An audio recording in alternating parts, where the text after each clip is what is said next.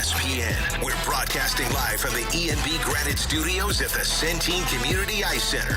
Presented by Bud Light and Skimmer's Original Vodka Iced Tea on 101 ESPN.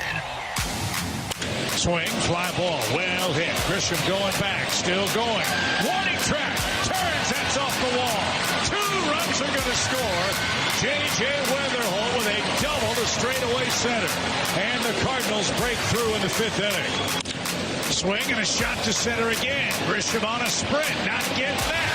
That's going to bounce over the boards. The Cardinals have back-to-back doubles and a 3-0 lead. Another huge pitch to Ali Sanchez. Match ball game. O'Brien seals the deal. The Cardinals, Brad, take 2 out of 3 in New York. What do we say? We will stay all night for a Cardinals winner, and we just about did tonight. Go Cards. Let's get nasty on a Thursday. It's a Fast Lane on 101 ESPN Live inside the E&B Granite Studio here at Centene Community Ice Center. Jamie Rivers, Andrew Marsh, Anthony Stalter. Cardinals TV with the audio from last night as the Cardinals knock off the Yankees 3-1. And gentlemen, they took the series just like in the Bronx. Just like we anticipated. We looked at that lineup yesterday and we said that right there. That's a winner. That's a Redbird winner. That's a Redbird winner. Yeah. There's no doubt. I can't believe more people didn't have faith in that lineup. Right? It's quite disturbing. It's crazy, man. After we did the lineup game here at E&B Granite Studios, we all looked at each other and we said, "Man, that's a winning lineup. That's a contender." I think I even said that's what Marshy said. That's the best lineup in baseball right now. I think I said. You did, Anthony. Well, a version of that. A version, yeah. Yeah. Mm-hmm. I can't remember exactly how it went. Who does? But it was something in baseball. Yeah. And Cardinals fans are they're like, no, Anthony, you're actually wrong. It's the worst lineup in baseball. I'm like, there it is. Hold tight. You'll see they're going to win. And they did. March. Yeah, Anthony, I think you also said, does it really matter, though, if you are a skeptic of the lineup, does it really matter when Andre Palante takes the mound? That was what Jamie said, and I couldn't agree more with what he said. I was being positive. Yeah, no, exactly. The way Marshy kind of set that up was... No. Because I can be negative sometimes. Well, a realist. You could be a realist. Maybe too honest. Either way. In all seriousness, how about Andre Palante, boys? Is he your number one guy?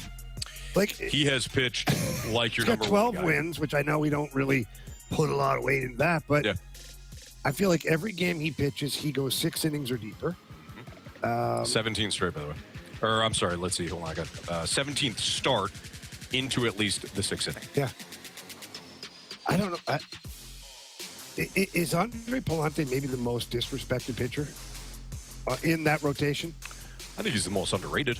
Yeah. Okay. You picked a different word. Yeah. Okay. Like disrespect, it's kind of like I don't think we disrespect him. We're almost like we'll see. I think we do though. I guess that would count as a slight disrespect. Like he falls into a rut or we think there's a bigger, sexier toy out there. Right. Well, we're DFAing or trading Palante. Yeah. I think that was the case last season for sure. Mm-hmm. And we had our skepticism heading into this year, and why wouldn't we, right? But he's been awesome this year. He's been very consistent for the most part. There's been a few starts throughout the year where, he hasn't been on his game, but every pitcher is going to go through that at some point throughout an entire year. But he has been awesome. I think the disrespect probably falls on a different pitcher right now, Matthew Liberatore. No, I think that's just an evaluation. Well, okay, so you're saying disrespect as in... Meaning we don't appreciate like what he's doing. Like we disrespect that Andre Palante. Basically, Ollie goes, here's the baseball, and doesn't have to worry for 6 innings. For sure. Yeah. And we almost scoff at it. Yeah. And I'm saying disrespect as in nobody wants this guy to pitch. They're just being disrespectful. Yeah, no, I know what you're saying. Yeah. I'm looking at it differently. So let's use Anthony's word so it's less confusing. Underappreciated. Right? Isn't that what you said? I said underrated, but I actually like underappreciated even more. Maybe underappreciated, just what Andre Palante has been doing. And again, I love his work ethic. He constantly just goes out there and pitches his guts out. He gets himself in trouble. He gets out of trouble. And nothing rattles this guy. Not at all. For me, there's not even a consideration, if I'm the Cardinals, of not having him a part of this rotation, this moving forward. He's earned it. He's earned it. Even if he's your fifth guy. That's perfect out of a fifth guy. Yeah. As Jamie mentioned, team leading 12 wins. Now, the win-loss stat can be misleading for pitchers. But 17th start, like I mentioned before, 17th start into at least the sixth inning. Worked around traffic, limited damage, continued to eat innings. I wrote this down. He isn't overpowering. He's just professional. Every 5 days, he said it didn't feel easy. That's pitching, right? So good pitchers don't always dominate, but they execute when they have to, and that's Andre Palante. And he picked the guy off last night, He too. did after... Well, because he knew the catcher wasn't going to throw him out, so you got to do your work sometimes for yourself. Did you see Herrera's throw down to second base? How do you miss that? But what a weird night for Herrera, by the way. So he gets absolutely enraged about the light situation. So the lights go on and off at Yankee Stadium. He's furious, and in the middle of his at-bat, the lights go off. He strikes out. Now, after the game, I thought he was great about it. He said, "Look, I can't do that. I can't get flustered. I gotta be a professional. I gotta hit. I'm paraphrasing, but I gotta hit there. I can't strike out." But I was enraged about the lights.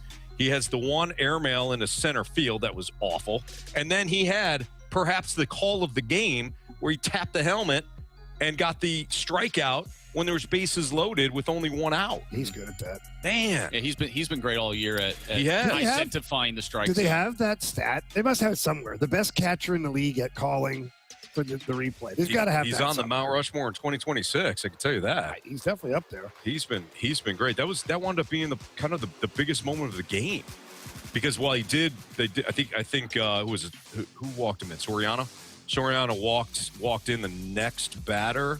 It was still a key moment. No, it wasn't the walk, was it? Anyways, Herrera tapped the helmet, got the out. It wound up being 2 outs in that moment instead of a run being scored because it was ball 4, which is what it was called. Well, and he had a big hit last night as well. Yes, he did. Yep. So, but how about the bullpen, man? I mean, a couple of days ago we were talking crap about these guys, but they pulled through last night. You had Stanek, Brule, and Soriano before you get to O'Brien, and they did their job. They did. The much aligned bullpen stepped up last night. So it was a good night overall for the Cardinals. Good night overall for the bullpen. Good night for Andre Palante. Very weird, wild night, I think, for Ivan Herrera. Any other takeaways from last night? It's just good to get a series win, that's for sure. And you're, 4 games out of the wild card? Yeah. Geez, when was the Are last you time? still paying attention to that? Not really, but I am. like I didn't. I'll be honest with you. Last night, I was like, let me just take a gander at the standings. Did you look at the schedule? Games remaining? I did not look at the schedule. I just looked at the standings. Marsh, I'm going to get you out of looking at the schedule. I'm going to get you out of that for all sports. I have not looked at the schedule in a while. I do know that they're playing the Rockies coming up. I know that. You're a big schedule guy. I am, but like after this certain Blues, stretch of games, Cardinals, I was Vikings. well, okay, football's different. Like you want to look at the schedule. There's not that many games. But you still don't know. I still like looking. You don't know. Are you kidding me? That You know how giddy I was when the QB could be Vikings out. schedule came out? I was like, I couldn't wait for it. Couldn't wait for the schedule to come out. See? But then you start earmarking wins and losses. Well, duh. Who doesn't do that? Marsh, what I'm saying is it doesn't matter. Like the schedule It does not. absolutely matters. Anthony hates the schedule. How else are my expectations going to be high? Or low. How else am I going to be unrealistic? How else are the Vikings going to find themselves in first place Oh, man. come December? Marsh puts his favorite teams in the absolute worst spots. I do. Because if it's a bad opponent, Marsh is like, that's a win. And if they don't win, it's crushing, and then he crushes them. Because they should win. If it's a quality opponent like the Yankees, right? Take 2-3. Now Marsh turns around and says, well, if you could beat the Yankees, you could beat everybody else on your schedule. I see zero flaws with my line of thinking. I see zero flaws. Your therapist doesn't see any flaws either. I don't have a therapist. Well, there you go. Not yet. There you go. You can borrow one of mine. Yeah, same. I got multiple too. So, all right, it's a Fast Lane on 101 ESPN. By the way, we have hockey's version of Sonny Gray sitting here in the EB Granite studio. I know. I grabbed the puck. I've been holding on to that puck all segment. Yeah. I like to channel my inner. By the way, hockey skills. that's a penalty. Delay of game. You can't put your hand over the puck. Well, he's a goalie. Yeah. Oh, okay. Sorry, I didn't know. I didn't see the equipment. Well, I got it in the back. Got the mask. Get the mask. Well, that's a lot of equipment, Anthony. I hope someone opened the door for you on the way in. So, I'm glad you said that, Marsh. So we're at Centene, and it's raining outside. Okay, it's been it's a beautiful facility. It's been a nasty day outside. Right, it's raining. So I'm walking in, and a woman is walking into Centene, and she's got a little like a little roller carry-on luggage. Yeah, a little carry-on. Probably got luggage. her figure skates in there. Exactly. So she's probably got her skates and whatever. So I wind up, I walk fairly fast. I wind up walking ahead of her. I hold the door open. Right. I don't hold the door open like I'm standing in the. I grab the handle and I'm out of the way. You literally hold I'm the door. holding the door. Almost like, hi, welcome to Centene. Yes, exactly. Yeah. She walks in, doesn't say anything, and I'm like, okay. Then she has to stop because now we're in the inside door. Yeah. Okay. And she stops it rolling, and I just grab the door open again. Next one. She grabs her little luggage there, walks right in. Not a really word. Nice of you, Anthony. Not a word. Oh. Not a word does she say. You know what she was thinking? What? Good boy. At that point, say something. Like were we that far? I'm big on like I throw out. I probably overuse thank you. I would. Yes. I throw out the thank you all the time. Please, right? thank yous are huge. One of my biggest pet peeves is you don't throw up the hand when you're coming into the lane. I did a little space. It's construction. You got to merge over. Yes. I stop. You get over. Give me a little wave. Just one. Let me know you're aware. Yeah. Yeah. You don't have to write me a note. Just one. Boom. Yeah. Done. I don't see it.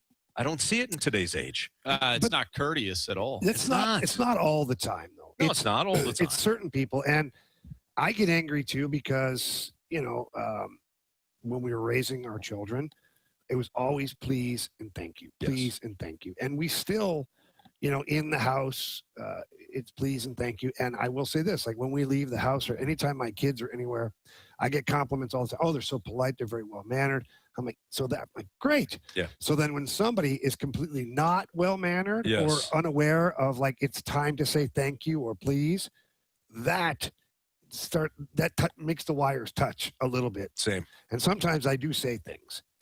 I wanted to. I do. And I don't say it mean. Yeah. I'll just like, if that situation, you want to say, oh, hey, you're welcome. You're welcome. Mm-hmm. Yeah. And then turn, oh my God, I'm sorry. No, you're welcome. Right. Have a great day. Right. Asshat. I usually go that route, but I'm like, I'll just let it go. I'll let it go. Your luck's when they start yelling at you. Yeah, probably. Ah! Oh, you think I owe you a thank you? What, do you think I can open my own door? You think I need a man? That would be the best. Yeah, so I didn't say anything. I did think about kicking the suitcase and let it fly across Centene and then go, now it is your problem for no reason. Yeah. But I did. But you know what? You did the right thing. You did the right thing, and you still opened the door for somebody. It was nice to do. Maybe she's got a lot going on. Can't be that. I mean, to say thank you.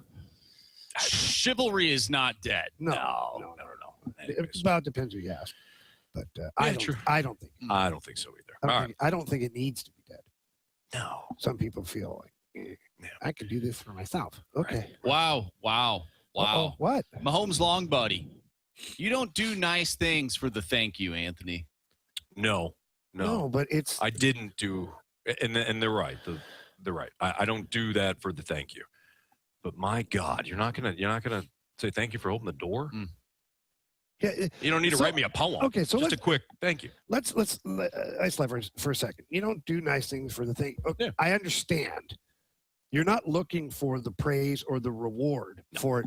But how about just the common courtesy of the acknowledgement? Yes. Fellow human being. Yeah. Like you're here to pick your brother up. Like, we're all in this together. But unless I don't feel like it, then you don't need to be recognized because I don't feel like I have to. Right. All right. It's not, come on. It's a little jacked up. That's all. A little bit. It takes 2 seconds to say, thank you. Mm-hmm. Actually, that was faster. Thank you. See how fast that was? That was. If you time that, it's like probably a half second. Yeah. Thank you.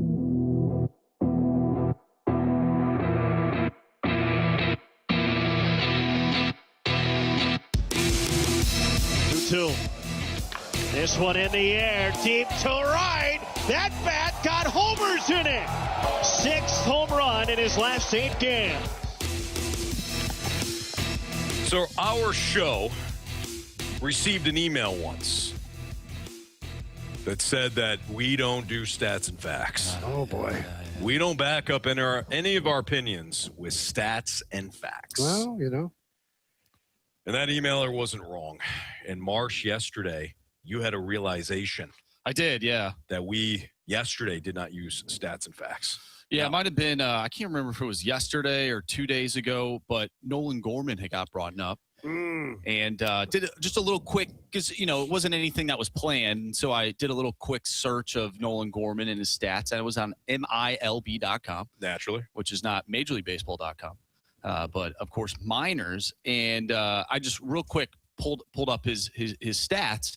And I ended up reading off his stats from the end part of his time here in St. Louis, which were not good. No, that's why he's not here. Not anymore. good. Yeah. And we were playing along. We're like, oh, that's not good. Well, when he's staring at a computer reading them off, I mean, what am I? Yeah, we're not going to question. We're not going to question Marshy. No, I didn't have it on mine, so. Oh, right.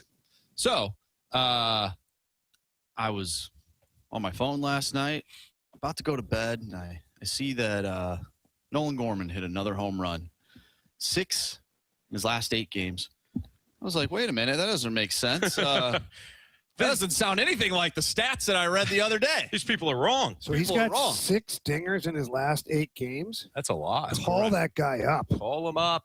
Okay, so that's the reason I wanted to bring this up, because in his last 29 at-bats, well, he has 7 hits. 6 of them are home runs. Tracks. He has 12 ribbies. He's walked 6 times. No doubles, though. No doubles in those. But, you know, he's still striking out. He's got 19 strikeouts. Or, I'm sorry, 10 strikeouts. This is just that 8-game sample size. And so I brought this up because, 1, I was wrong. I want to correct myself.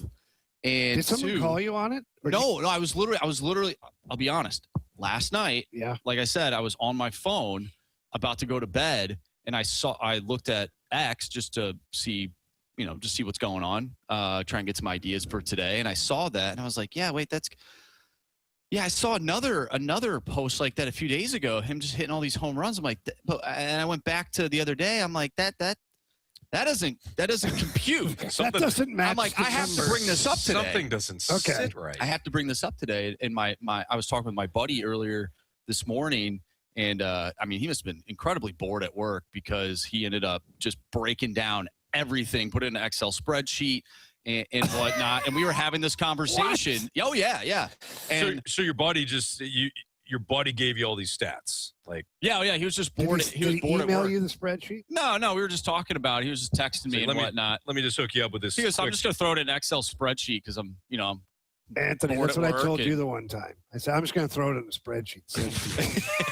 Then I asked you, how drunk are you? But it got me thinking, okay, he's not batting 50. That was at the tail end of his time here in St. Louis. He's batting a little bit better than that, but he's hitting home runs. And so it got me thinking, okay, I was wrong earlier this week, but is that enough for Nolan Gorman to come back to St. Louis and for you to want to see him again at the tail end of the season, because that power is starting to come back? Again, 6 home runs, 7 hits in those 8 games. Yeah. They're just home runs at this point. But, you know, what are your thoughts on that? I think you try and see him for 2 reasons. 1, see if he's recaptured something or captured overall. 2, if he runs into a few of them and looks impressive, you're elevating his trade stock.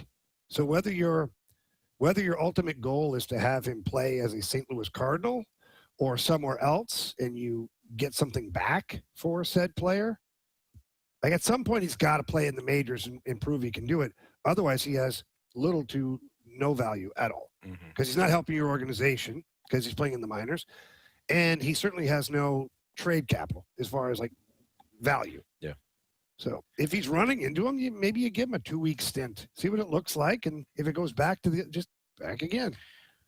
I think this will always be the problem with Nolan Gorman and any player that is one-dimensional in any sport. You are trying to capture that one skill at a certain time. Yeah. That is the problem. And Nolan Gorman, this doesn't surprise me at all. This is who Nolan Gorman is. He is somebody that hits home runs and he strikes out a lot. I don't think that him being in AAA or him being at the big league level is going to change that. This is who this player is. So if you're trying to say, well, let's see how it goes, you may have a runway of 2 weeks in which he hits 4 home runs for you. And you may think to yourself, this is the Nolan Gorman we always hope for. Then 2 weeks are 26 strikeouts and no home runs. That is the profile. So you have to figure out, if you're the Cardinals, where does that fit for you on this roster? Are you okay with having Gorman on your bench, knowing that he is just a pinch hitter and somebody that's going to start once a week, but he could run into one at any point? He could also strike out with the bases loaded in a key spot in the 8th inning. Is there value to him? I just don't know how else. So then you either have to just DFA him and wash your hands of the whole situation. Yes. Because otherwise, I don't know how you create value then for the player. I don't think, and I mention our guy Dunk a lot on this show. Dunk used to say and he wasn't being dismissive or disrespectful at all. He used to say there are winning players and there are losing players. And what he meant by that was some guys look real good on losing teams. You're not really paying attention to them that much. And they'll put up the stats because they're going to play all the time because it doesn't matter when it comes to wins and losses. And Nolan Gorman might be just one of those guys. Yeah, but then what's the solution?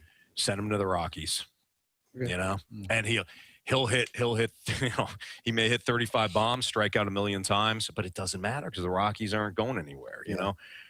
I don't think Nolan Gorman is a player that you have on a winning roster. I really don't. And I'm not trying to. He obviously has What's your problem with him? Big skill set, man. He's got one key component that is very, very valuable in Major League Baseball. But he's not doing it enough. But you have to that's what I'm saying. You just But he would. He would. Would he though? Because they did give him. They did give him an opportunity, much like because the 2 players that we had questions about heading into the season was Jordan Walker and Nolan Gorman. Right. And Jordan Walker took the ball and ran with it. And he's having a great season. Nolan Gorman got himself sent down to AAA. You couldn't play him. I don't disagree with that.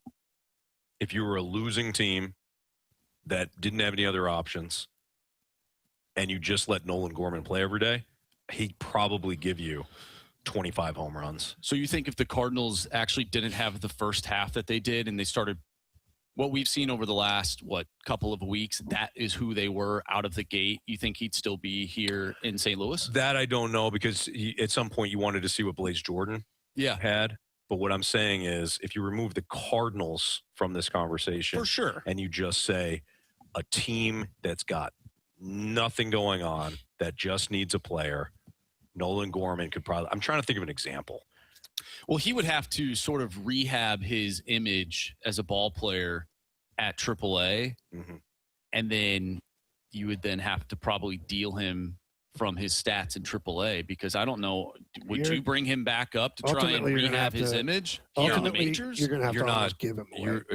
You're not. Yeah. You're that ship has passed. Like that ship has sailed. You're not going to get anything for Nolan Gorman. You're just going to have to be okay with it. Grant Francis fan club brings up an interesting comp. Jamie, you may agree with this, but Nolan Gorman is Scott Perunovich.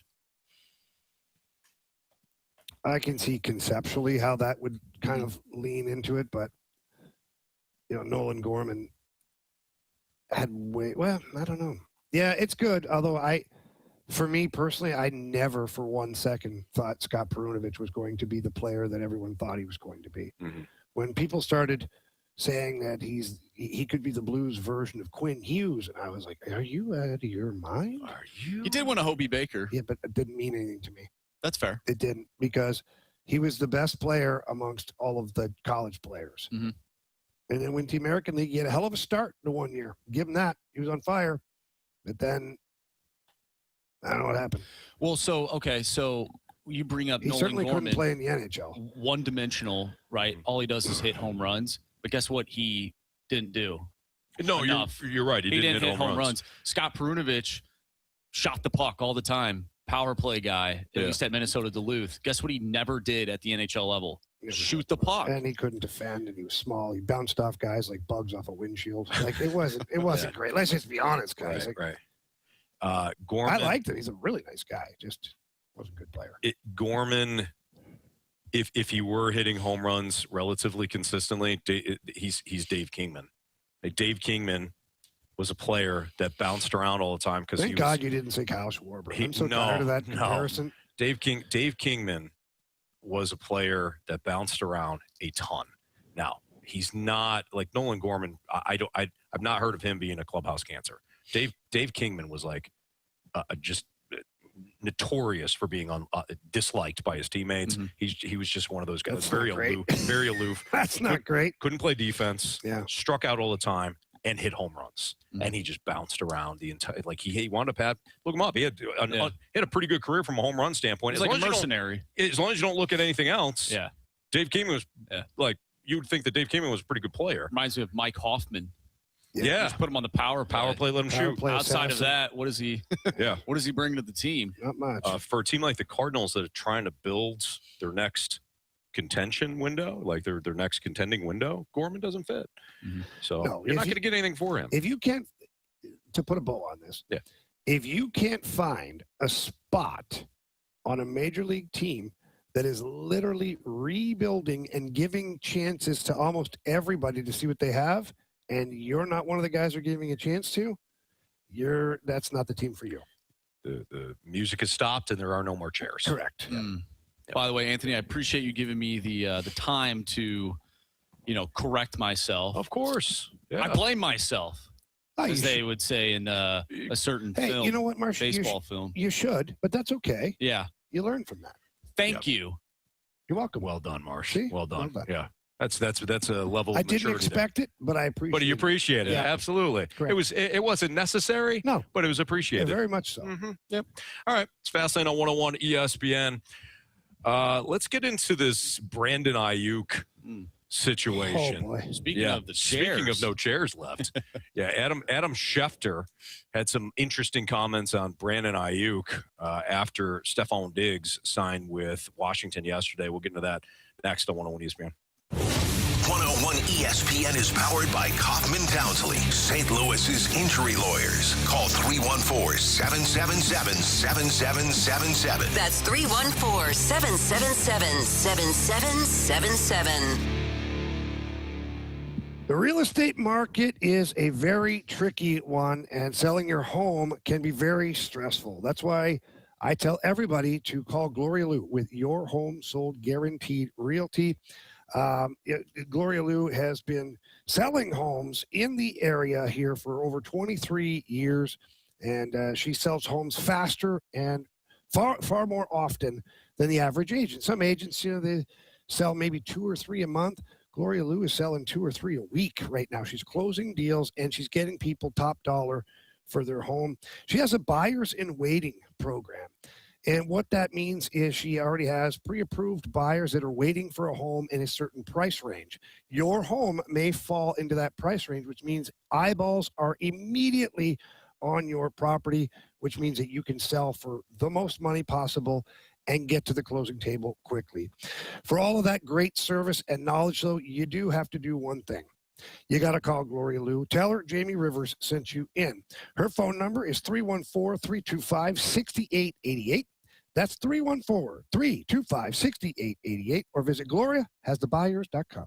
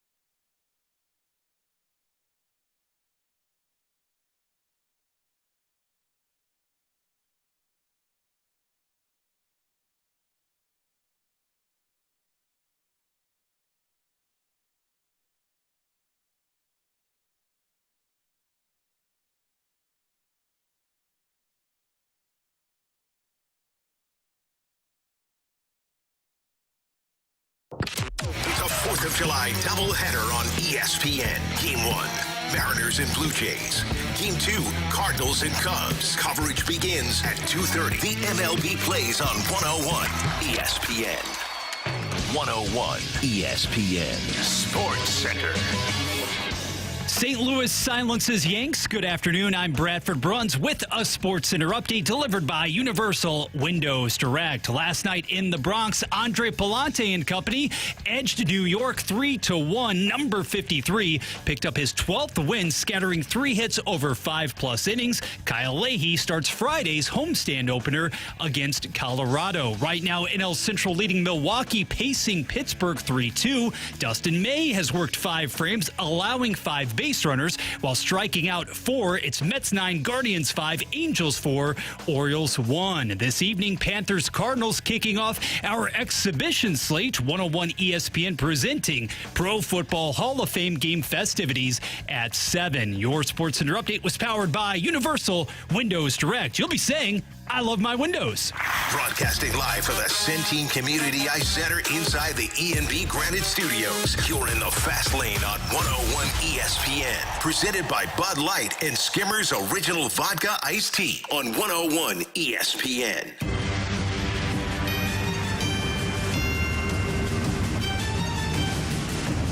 It's a fast lane on 101 ESPN. So Brandon Aiyuk could be the latest guy that's left without a chair when the music stops. Adam Schefter was on Sports Center, I believe, last night, and talked about what Brandon Aiyuk has done to himself now with the way that he has acted with the 49ers. Here is Adam Schefter. One of the playmakers that was under consideration was Brandon Aiyuk, who's currently under contract to the 49ers on the reserve list right now. He has yet to apply for reinstatement. And there were so many social media posts from him that those posts managed to dwindle the chances that he would wind up in Washington. And at one point when he was critical of Jaden Daniels and Jaden Daniels responded back, that then shifted the focus to Stephon Diggs and enabled him to get more involved in the picture to where eventually Diggs now gets done the deal that easily could have gone to Brandon Aiyuk. And Brandon Aiyuk certainly felt like or seemed like it was going his way for a while. But in the end, it's Diggs back in that area, and he now gets a chance to help elevate the Commanders' offense. Do you guys remember when we were talking about Brandon Aiyuk a couple of weeks ago, maybe it was a month ago, and I brought up, I said, you know what, teams, I wonder if teams just, they view him and like, we don't want to put up with this. Yeah. We're not going to put up with this. And Kerry kept saying, he's like, well, you know what? He's a talented wide receiver. You know, this isn't a big deal. This isn't a big deal. And maybe Kerry would still feel that way. And maybe we'll throw this back at him on Monday when he's back with us. But this, to me, Washington's willing to roll the dice on a player in Stephon Diggs who's not the same wide receiver anymore so that they don't have to deal with the Aiyuk situation. Has Brandon Aiyuk broken any laws? No. But just like anybody that owns a company or is a manager or is a boss, they're gonna look into your social media. They are. They're gonna see what kind of human being you are, what kind of and everything is on the table then. And if you're posting stuff like Brandon Aiyuk has done, where he's basically saying like, yeah, I'm gonna play with Jaden Daniels. He posted crazy stuff too. He said wacky things and calling people out and all sorts of crazy stuff. Sorry, man. Did you really think there'd be no repercussions? Like, if I'm a GM in the NFL and someone says, "Hey, what about Brandon Aiyuk?" No thanks. I go, "Okay, you're fired." Right, right. The fact that you think we want that in our locker room, right? Like, you will tolerate a certain amount of attitude, behavior, if you have like all-time talent. Like a Hall of Fame guaranteed player, you'll tolerate certain things. Right. But this guy, he has ruined his own career. Oh, yeah. Flat out ruined his own career because he can't shut his mouth or doesn't have any guidance, or I don't know. Maybe he's got a few screws loose. Like maybe he has mental health issues. I don't know. I'm not poking the Niners. Poking everybody. They're stupid for signing me. Yeah, their fault. They gave me all this money, right. And then he's calling out your potential future quarterback. Right. Like, dude, no chance. If I would not even consider him for a second. So they signed Stephon Diggs. Stephon Diggs has had off-field scrutiny. Sure. But Stephon Diggs, when he goes to a team, he plays. You cannot trust Brandon Aiyuk. Imagine signing him, and then in week 6, he's just gone. Yeah. Right. Like, you have no clue. You remember when Antonio Brown just ran off the field and was like high-fiving people? Oh, yeah, took his shirt off. Took his shirt off. Looked like Fulton Reed and D3 Mighty Ducks in the penalty box. Looked pretty normal, Just didn't it? shed all of his gear and just ran off the field. And that was his last. That was it. That was his last. That was the One way to lasting go out. impression. Lasting impression. Well, that's all people talk about now. Now he's also Antonio Brown is now also very active on X, and he says crazy stuff on there. Right. Yeah. So he has tarnished what he once was, and according to Carey, I don't know, the Steelers and all that did a great job of keeping all of that in house and keeping him somewhat tamed. This whole Brandon Aiyuk thing, though, it kind of came out of nowhere. Like, he was just I didn't gone. even realize at first, like, I knew he was out, but I thought he was kind of injured. I didn't really realize, like, what was actually happening until I saw a video of him making fun of the 49ers for all the money they gave him. I'm like, wait, what? It was really weird energy. Yeah. Bradford, I know I saw that you poked on the screen there. Bradford's back in our 101 ESPN studios. I know you had thoughts on this too. Yeah, this was such an interesting situation and story, guys, to monitor. Even from late last season, there was a bit of talk, if you recall, about final 4 to 5 games of the season. Would Aiyuk have any availability for San Francisco? Now, obviously, that was nothing compared to the shockwaves of a couple of months ago. I just find it hard to believe that you cannot, no matter how sticky this situation is, come up with some sort of a resolution if you're San Francisco sooner rather than later. As soon as you went out, in the case of Brandon Aiyuk, and put your general manager and president of football operations on blast with those inane comments, to me, that was the point of no return. Everything else has been noise, whether you're talking about the comments relating to his old teammate in Jaden Daniels and so forth. Everything from that point, though, forward has confirmed to me, there is no future there. So we're just waiting for the other shoe to drop. I don't care about what he did in 23. I don't care that he was one of the vertical threats on the ascent in this league. As you've said, basically, Marshy, he has finished himself before the age of 30, injuries notwithstanding. It's crazy. He is a massive talent. That's why Carey brought that up whenever we talked about it before. I'll say, was a really good football player. Yeah, we don't even know what he is now. 100%. I mean, we saw Deshaun Watson miss time, come back, and was terrible. Mm-hmm. Now he's missed time again. He's trying to come back again. I have no idea what we're going to get out of Deshaun Watson this season with Cleveland, but it's hard to miss time. I don't care what level of play that you're at. It's hard to miss time and come back and be the same player. What reps has he been taking? Where has he been practicing? Right. Like, I don't know. He was supposed to be injured, then he's not injured, then he's just not showing up. Like, I have no idea. Yeah. It's a mess. You put him on the field, he might look like a 45-year-old man, barely move. At least with Stephon Diggs, you know that this guy is going to bring a certain element on the field. He was just in the Super Bowl. Mm-hmm. He was on a Super Bowl team, not a Super Bowl winner, but a team that went to the Super Bowl. He had a good year with Drake May, and now he has another young quarterback. And Vrabel talked highly of his football commitment in New England, so that helps too when you have other teams that are not necessarily raving about you, but giving positive feedback. Like Brandon Aiyuk, the best thing he could have done is just shut his mouth, maybe get to Washington, put his head down, go to work, and then Washington either re-signs him or says, hey, you know what? He was really good here for us. Yep. We had no issues. That's when, too, you let your agent handle it. Mm-hmm. You let your representative, hey, this is where I want out. I want you to handle this for me. And the agent needs to look at you and say, okay, let me do my job. Shut up. With all due respect, shut up. Stay off social media. Let me do it. If you really want to be in Washington or someplace else, you want out of San Francisco, shut your mouth respectfully, and I'll handle it. With all due respect. With all due respect. We got a text real quick from the 314. I'm not excusing Brandon Aiyuk, but this is how receivers act. That's why they call them divas.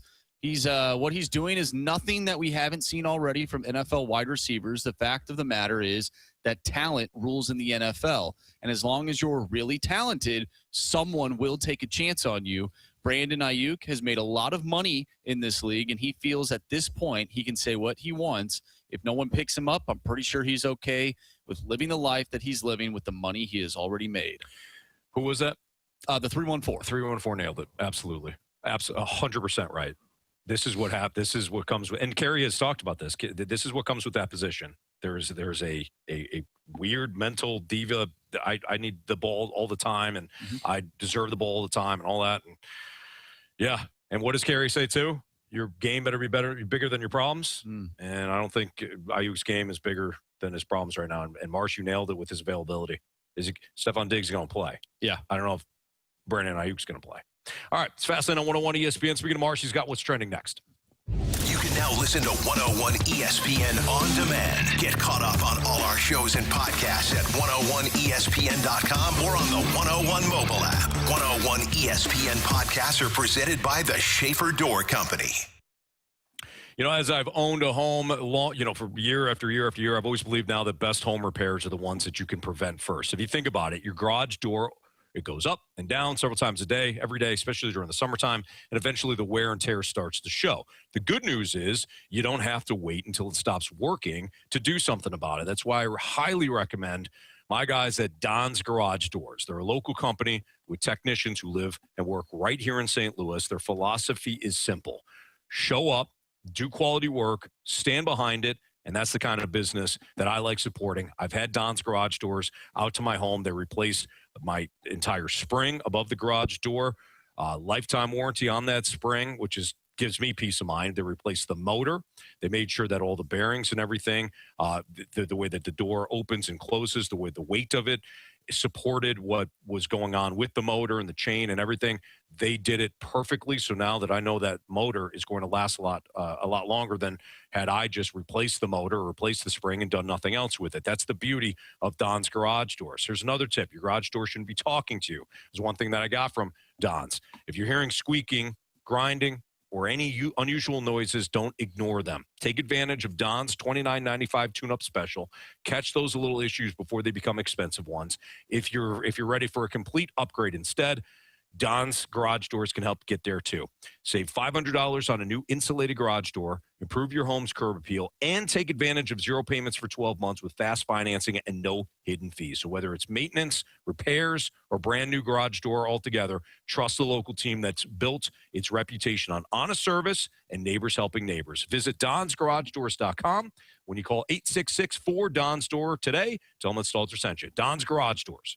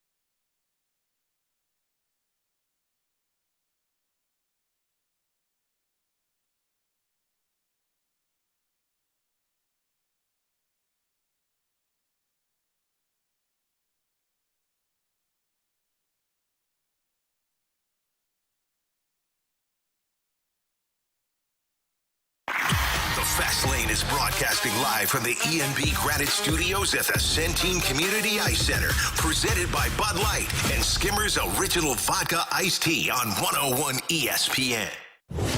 What are the hot topics in the sports world? What in the wide, wide world of sports is going on here? Here's what's trending.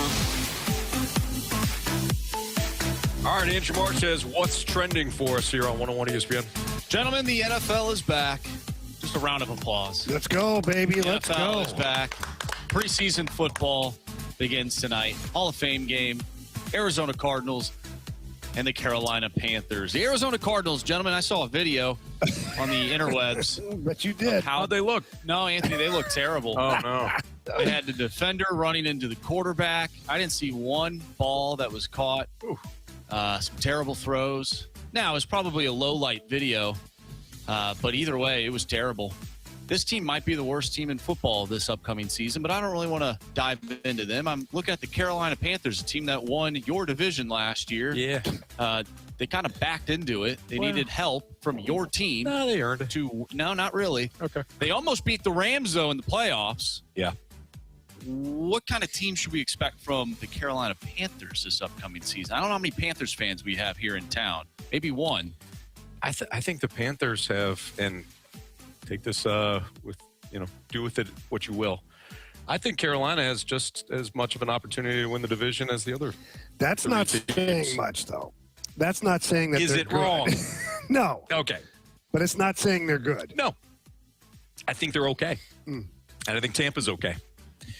And I think New Orleans is okay. People are talking up this New Orleans team. They have a light schedule. I was looking at this more yesterday because I know you guys were talking about Anthony, the you Saints. shouldn't look at the schedule. I was just about to say. Yeah, I know. I was just Get him, about to Marshy. say. So Weird. before I really turn into a hypocrite, Yeah. I was looking at the strength of schedule. Oh, that might be even worse. And I think the Saints had like the easiest schedule or something like Yeah, that. but they have to win those games. Right. Still. Yes. Anthony, it depends on who they play when they play. Thank Somebody you, Marshy. said that one time. Yes, A thank wise you. man once said. Yeah. Somebody made fun of somebody else. Yeah. I mean, how can anybody know what you're going to get out of Bryce Young? There are times where he looks like the second coming of, Patrick Mahomes. Yeah. And then there are times where you're like, why is this guy on a football field? That's a good question. And there's seemingly no in between with him. They're going to give teams problems. The reason why they gave the Rams problems, not once but twice, because they beat them once. They beat them in Charlotte in the regular season, and then That's the Rams right. went back down there and nearly lost again. One of the biggest reasons for that is because they have really big physical wide receivers and tight ends. And if you get against an undersized defense, those guys will push them around. They beat Atlanta twice. Atlanta, fast defense, undersized. Rams, fast, undersized. So they can cause problems against certain teams. But you get against a team that can handle that physicality, then all of a sudden Carolina turns back into a pumpkin. So I think the Panthers, again, there's a wide delta here. Mm-hmm. They can either finish first or last. Well, you just mentioned the NFC South, and I feel like there's other divisions, not just in the NFL, but just in sports in general, that for a long time have not been great. Mm-hmm. And you have no clue who's going to win outside of those years that Tampa Bay was winning consistently. But the division as a whole, Carey, was not good. How do divisions stay bad for so long, in your opinion? QB play.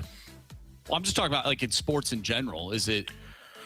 Okay, so I think it depends on the sport. It's a good question. I think in football it is. It comes down to the QB play. Okay. Baker Mayfield wound up being the best quarterback in that division, right? I mean, Tom Brady was far and away the best quarterback in his division. I mean, it was like it was such a wide.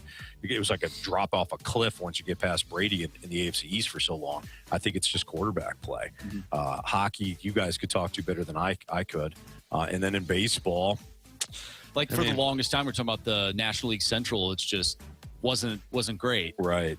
And you had three out of the 5 teams every year not trying. And I think the reason why it got better is Milwaukee wound up being one of the smartest organizations in baseball. Chicago started trying again post Schwarber, Bryant, Rizzo, that crowd. They started trying again. And the Cardinals have always been a team that has been just good enough to at least be in the mix.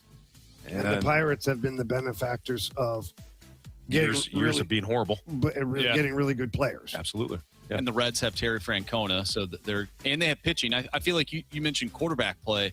I wonder if pitching is the equivalent to that, and you're starting to see that in the National League Central. The Cardinals are trying to get there right now. We've had the conversation. Their starters have actually been pretty decent this year. That's why they're still somewhat in the mix. But the Reds have some solid pitchers. The Pirates, obviously, they have Paul Skeens.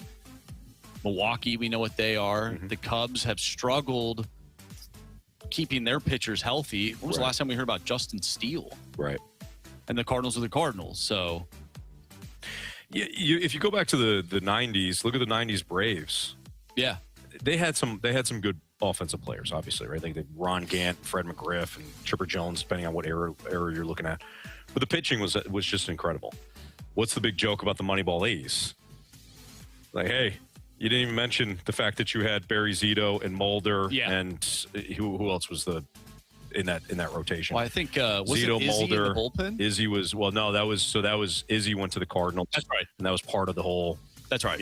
I forget the. Anyways, they had four. They did the big four there. It was one of the reasons why they were so good. Yeah. So I would say the quickest shortcut between where you are now and being an actual contender in baseball is look at the starting staff. And the starting staff for the Cardinals has been good. They haven't been dominant, but they've been good. And I think they're trying to build that there. So hopefully the Cardinals are going to get back there at some point. All right.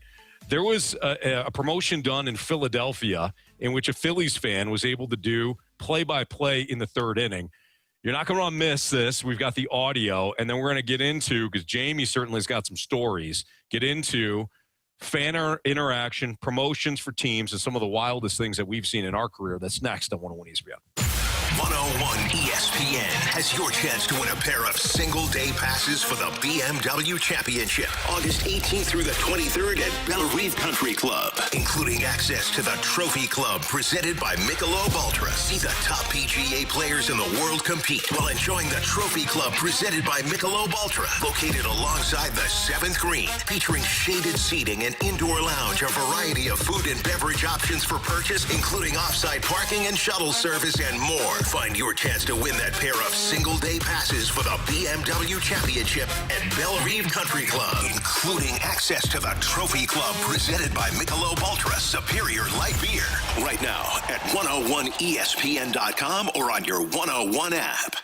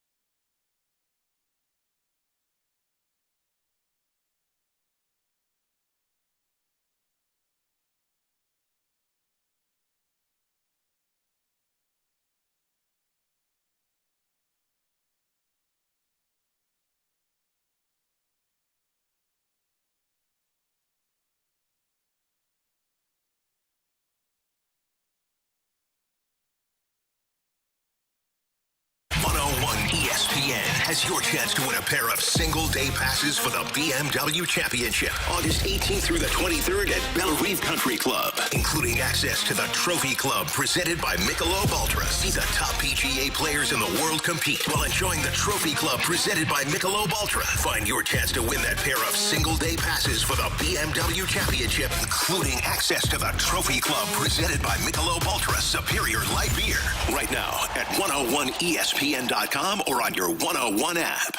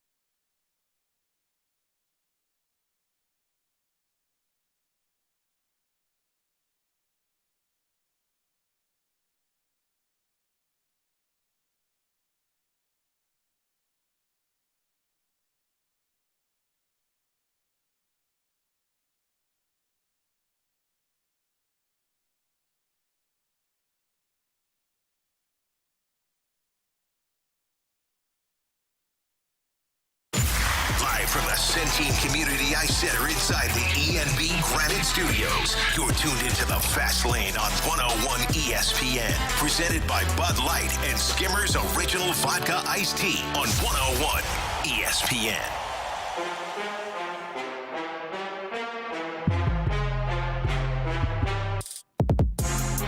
Turning into a rather nice evening here. We can certainly see the skyline of Philadelphia in the distance. Popped up, and that is back in on the play over the backstop. So the count holds at 1-2. Painter checks the runner.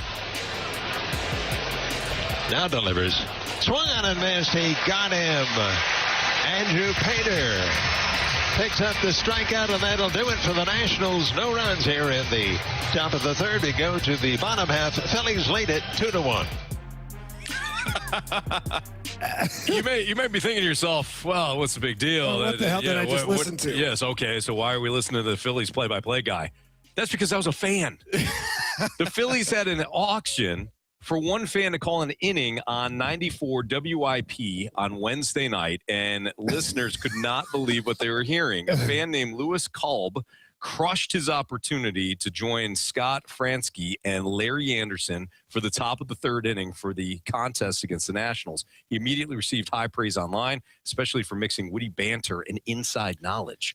He's I wonder if he's done that before. Just a bit outside. I wonder. He was too good. Yeah, he was too good not to have some play-by-play background. He'd be talking with the analyst at the time, whatever, and then in the middle of his conversation and the delivery, and doing stuff that seasoned veterans. Right. I wonder. If not, that was unreal.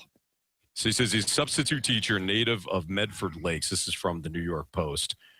So he's in Medford Lakes, New Jersey. He spent time calling youth sports in his hometown. Okay. He called it a dream come true to be in a. So he has some experience. Some experience. Not to that level, but it was really good. But you can always tell, we can tell when somebody's got a little experience to them, because, and really it's more when somebody doesn't have experience, certain things that you might do. Like Marsh, you actually have done play-by-play, and you continue to do play-by-play. Jamie, you obviously do color analyst, and way back in the day in college, I did a lot of play-by-play for CMU softball. So you could pick up on certain things that maybe they don't know. Yeah. But you could tell he's had at least some experience. It apparently does. He's got the voice for it, too. He does. Totally He's got the cadence. He's got he's got a cigarette in one hand and a whiskey in the other. Right. So that leads us to our conversation, and we will have Kerbs on in about 5 minutes. We'll ask him the same question. But I know you guys were talking before the show about certain promotions that teams have done for fans. That one's really cool, and it worked out very well. Well, for Marshy Phillies. uncovered a bunch when we talked about the Zips, the Akron Zips. Yes, yesterday. Some fan gets the chance to call the opening drive. Yeah. And then Marshy, you got a couple more. Yeah. So you brought it up, or maybe I brought it up about a month or so ago when the Islanders had their third jersey competition that brought fans in to design a future third jersey for the team. And then yesterday I'm on X and I see a pickup game going on for the G League team for the Detroit Pistons. I'm like, what is this? Some of the worst basketball I've ever seen. And it was an open tryout for the G League team for the Pistons. And I'm sitting there, I'm like, this cannot be real. And it was $250 per person to play in this open tryout for the Detroit Pistons G League team, which are the Motor City Crews. And so I'm looking this up. There's more teams in the G League that are having tryouts for people. They can just pay money and go out there and try out to be in the G League. You just don't know where the next Vince Papale will be. Very Anthony, true. you're watching it right now. This is so bad. It is very bad. Let me tell you something. It looks like your average pickup game. Y pickup game, yeah. So when I was GM and head coach of the St. Charles Chill, the Central Hockey League, the minor leagues, the minor leagues. Yep. Our owner at the time said, hey, we got to introduce ourselves to the city. People don't know who we are, and this was back when the Hardee's Iceplex was still around. And so they said, let's have a weekend open tryouts. Anybody over 18 can try out. because it's professional league. Dude, let me tell you. And I had some former teammates that I called upon because I wanted to, like, do it up, you know. Like, I had Tony Twist behind one bench coaching a team, and Reed Lowe, and, like, all these guys. And Keith Kachuk was helping me evaluate. And we had guys show up with, like, wearing full cages out there. Yeah. What are you doing? Full cage. People showing up with not even the right amount of hockey gear, like missing an elbow pad. One guy came out, he didn't have, like, underwear. And so our trainer was like, well, we didn't bring, he wore jeans under his gear. Oh, boy. Why would you not wear underwear? I don't know. Just a commando. Just go commando, right? Yeah. No, he wears jeans underneath and we had guys that could barely skate. And you have a few guys that can really play. Because there was a couple of guys who had not been drafted. They didn't have an American Hockey League contract. And so they played college hockey. And I knew this one guy. His name was Max Mobley. He was only like 5'7". So that's probably why he didn't have a team. But he's buzzing around out there. He looks like Connor McDavid. Right. How do you properly evaluate those types of players when you have guys wearing jeans out on the ice? So this was a open tryout. Okay. And the concept of it was at least one, maybe more, would be invited to the real training camp. Gotcha. So now we could see him there. And local product, Sean Fitzpatrick, he's a referee here now, locally played, whatever. He came out and, like, his first or second shift, grabs some dude and tunes him in. Like, thump, thump, thump, thump, down the guy goes. Wow. I was like, okay. And then he did it again. And then we're like, okay. So he's like, I'm going to make myself known here. Mm-hmm. And who was he thumping? Like the local librarian? It was unreal. Some guy left with his cage, his full cage was bent. Yeah, some guy's like trying to fulfill his dream. He became an accountant, and now he's getting his lunch handed to him. They all signed a waiver. That's all I know. And it got to the point where, like, people, like, wouldn't go near him, you know? And so I was like, okay. So I ended up pulling, like, 3 guys out of that camp that came to main camp and that actually ended up playing games at one point during the season for the team. And they were good, but out of the, 50 guys or people that we had sign up for the trial, it was a tough watch. Oh, I'm sure. All right, we got to get to Chris Kerber. I want to go back to this at some point. Maybe we'll revisit this too in Kerbs, because I got to hear more of these stories. Everybody gets their one, like, hey, listen, I know you think you can do this, but you really can't. Well, Kerbs, I'm sure he's got a few stories I'm sure as well. he does too. So let's talk to Chris Kerber next on 101 ESPN. 9-0. Post-game show is brought to you by, I can't find it. The hell with it. Tune in every day this week from 2 to 6 as the Fast Lane broadcast live from the E&B Granite Studios at the Centene Community Ice Center on 101 ESPN. E&B Granite, Bernie Federko's only choice for granite countertops, cabinets, and flooring. And presented by Bud Light and Skimmer's Original Vodka Iced Tea.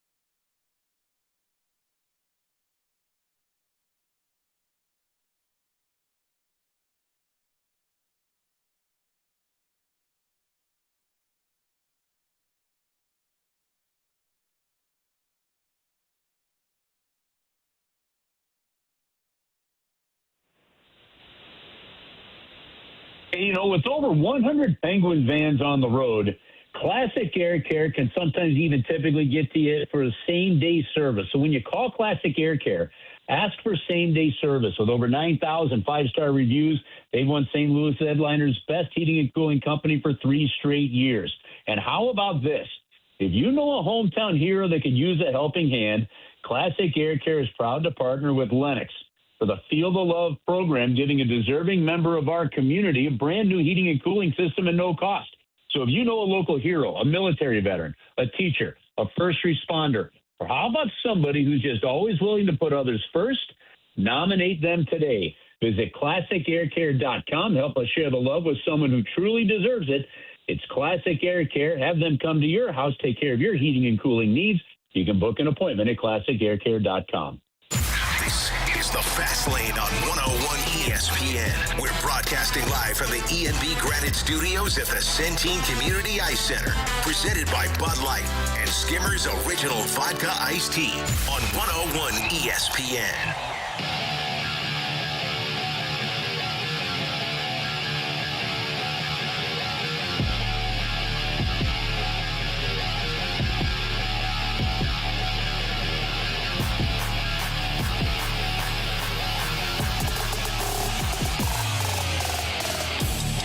All right, let's head to the Callier and Thompson phone line. We got our guy, Chris Kerber, who is joining us right now on the, again, Callier and Thompson phone line. We're at the E&B Granite Studio inside Centene Community Ice Center. Kerbs, how are you? I'm doing great, Anthony. How's the ice sheets out there today? Looking good. A couple of Lindenwood players are practicing right now. So, yeah, everything is good. So I'm actually, Kerbs, I'm going to turn this over to Jamie so he can properly set this up, because we wanted to pull you in on a conversation that we were just having, because we think that you could add to this one in a great way. Yeah. So Kerbs, we got into a conversation the last couple of days about some of these teams, whether they're minor league teams or collegiate teams, having special promotions to draw fans in. And in Akron, in the MAC, they have the contest for a fan to call the first set of plays offensively for the team, like with the head coach. In the G League, they have an open tryout where teams are scouting, looking for like maybe the next best thing that's gone unnoticed. And so anyways, in your career, because I thought of you right away, in the minor leagues, whether it be the East Coast, the American Hockey League, what are some of the funniest or most zany promotions that your teams did with like fans or just out in the community, something that you remember? Those are some of my favorites. I helped sell out a building. I came up with trying to set a world record for having 7,500 people play the national anthem on a kazoo. That day in Springfield on that one. That one truly was one of my favorites. Man, we've had some great different promotions. We were walking around when I was in Springfield, and the playoffs, believe it or not, are not always the first round of the playoffs in the minor leagues are not always easy to sell because nobody's able to plan ahead, right? I mean, you literally could find out like you have a home game in 4 or 5 days. So, in Springfield at the time they were the Falcons. We had the Nest, so I must have had some funky vodka or something the night before. But I said, why don't we have a dead person summit at the Nest? So I got a farmer that brought a bunch of hay, and we built this nest around the hay. It kind of built the nest like out of hay, and then we were protecting the nest leading up to the playoffs, and had different promotions over the course of that week to sell tickets. And one of them. I decided to do a dead person summit, and I had somebody in the office had a mask from Ernest Goes to Camp, and I had like a Yoda mask. So we had literally somebody dressed up as Yoda, somebody dressed up as this guy Ernest, and our mascot. And man, people started honking their horns, passing the front of the building there in Springfield. I said, I wonder if we could do this. So I walked into the ticket office. I said, could you print me out 150 tickets? And they're like, yeah, what for? I go, I'm going to go sell them. And I ignored all the signs on doors that said no soliciting in businesses. And I walked around downtown Springfield, Massachusetts with a mascot, somebody dressed as Yoda, somebody dressed as Ernest, and we sold all 150 tickets for the upcoming playoff games. Wow. So that was fun. But this is one of my all-time favorites. we had a guy, the owner of our team in Birmingham, Alabama, the Birmingham Bulls, was Art Clarkson. And guys, this guy knew how to turn a buck. I mean, he knew how to do it in the minor leagues. I mean, we'd sell out 18,000 people at the Birmingham Jefferson Civic Center for backpack night and different things like that. Well, he had, because of his time in minor league baseball, he was good friends with Ted Giannoulis. Knew Ted Giannoulis, who was the famous chicken, right? Remember the old San Diego chicken? Oh, yes. Right? Okay. It started as a radio promotion, became a Padres thing, and then became national. So we went from the San Diego chicken to the famous chicken. And the guy in the suit is Ted Giannoulis. Well, Ted, he comes in, and during the first intermission, he does this dance routine on the ice. And somebody dressed as Barney, the purple dinosaur, comes out on the ice, right? And Barney, and guys, this place is sold out. We got 18,000 people. It's like a Saturday afternoon. Kids galore at this game because of the famous chicken. Barney shows up the chicken with this kind of hip-hop dance, and as he's going off, Barney is the ice to the roar of the crowd. The chicken jumps him from behind and just beats the tar out of him, right? Oh, man. As if that wasn't enough, at the end of the arena, we had a little stage where our dancers were dancing, and during the second period, the chicken comes out on the stage with Barney's head on a hockey stick. Oh, jeez. Oh, my gosh. Swear to God, guys, the next day, well, then 2 days later, like, the phone starts ringing. That Monday, none of us pretty much left our seat for that. And we're only office of 5 people, right? Something like that. None of us left our seat for a few hours, and Art just goes, just take care of it, give them tickets to a future game, listen to complaints, and if they get too bad, just hang up on them. And sure enough, I mean, we gave away a bunch of tickets. We had parents calling in, just absolutely, kids were traumatized that the chicken had killed Barney. And that one's one of my all-time favorites. That's a little dramatic. Gonna lie, Curbs, that's a lot. It's such a great topic because, like, anybody that has spent any time in front offices in the minor leagues or working for small teams, you got to do those things. And you'll try things that just absolutely flop. Then you'll have some good ones. Our mascot there in Springfield once, and he's actually still doing off-ice stuff there. He works for Springfield College. He started as an intern, Damon. He was just a great dear friend of mine. We had another intern at the one point that wanted to try being the mascot. So Damon said, okay, I'll let him do it. Well, you know, if you've never walked and been in some of these mascot outfits, especially ones like a bird that have big feet, you have to walk a certain way or you're going to trip. And this intern is walking from the blue line during an intermission towards the goal, stumbles forward, falls, its head rolls off, he literally rolls into the goal. Into the net. Right? Yeah, and then the poor dude is crawling forward in his mascot outfit to get the head popped back on. It's just fantastic. Geez. So, Curbs, those are some of the promotions, some of the funny things that have happened.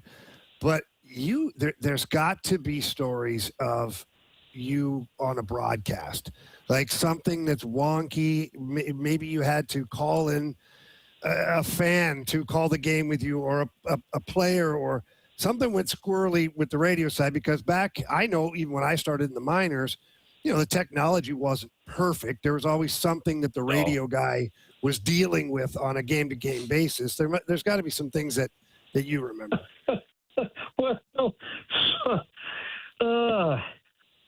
Well, 2 quick ones for you here. One, I was doing a game in St. John, New Brunswick, and like 10 minutes before the game, my heart just kind of feels like it's racing, right?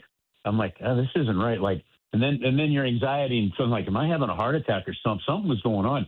So I go down into the locker room, and we were playing the St. John Flames. They were affiliated with the Calgary Flames, and so their team doctor came over and says, your heart's, it's a regular beat. I don't think it's a heart attack, but let's get you to the hospital anyway. This is 10 minutes before the game. So I'd left the booth. I go down, and in most of these minor league buildings, you know, like where you're sitting is kind of just right behind the stand. You're not in a total separated press box like we are in most of these NHL buildings. So they put me literally in the equipment truck, and their equipment manager drives me to the hospital, and they figured, you know, it's nothing. And we had like a 9-hour bus ride from St. John back to Springfield after the game. So they gave me a couple of whatever pills in case something happens on this drive home in the middle of nowhere, Maine. And But I get back to the arena like halfway through the second period, and the doctors have said, why don't you just take it easy? I figure, well, hell, I'm going to go back up. If I die, I feel fine. If I die on the air, I guess it's the story you went out doing what you want to do, right? So I go up there, and there's a dude calling the game on my headset. I don't know who he was. So during a break, I go, what you doing? And it turns out it was a season ticket holder that would sit right in front of the visiting radio broadcasters because he liked to hear them call the game. And he looked back at our beat writer who was sitting right next to my spot, and he goes, where's your broadcaster? And he goes, well, we don't know. And he goes, I'll do the game till he gets back. And he literally put the headsets on, talked to the engineer back in the studio, and called the hockey game. Oh, jeez. That's like the Phillies guy. Yeah, listen. Here's one more. This one was probably the worst of the worst, and everybody listening could understand this moment because while it may not have happened on the air, it's happened to all of us. I had ACL surgery on a Thursday, right, and then went to call a home game on a Saturday, right, and the drugs that you're on, all that other stuff, kind of messed with you. And about halfway through the first period, Montezuma decided to take its revenge. Okay. And now, but here's the thing: you can't just take a break, right? Because it was an automated system we were using, and I didn't know what to do. And I'm looking, and there's a trash can behind me in this open press box, going, "Do you do this?"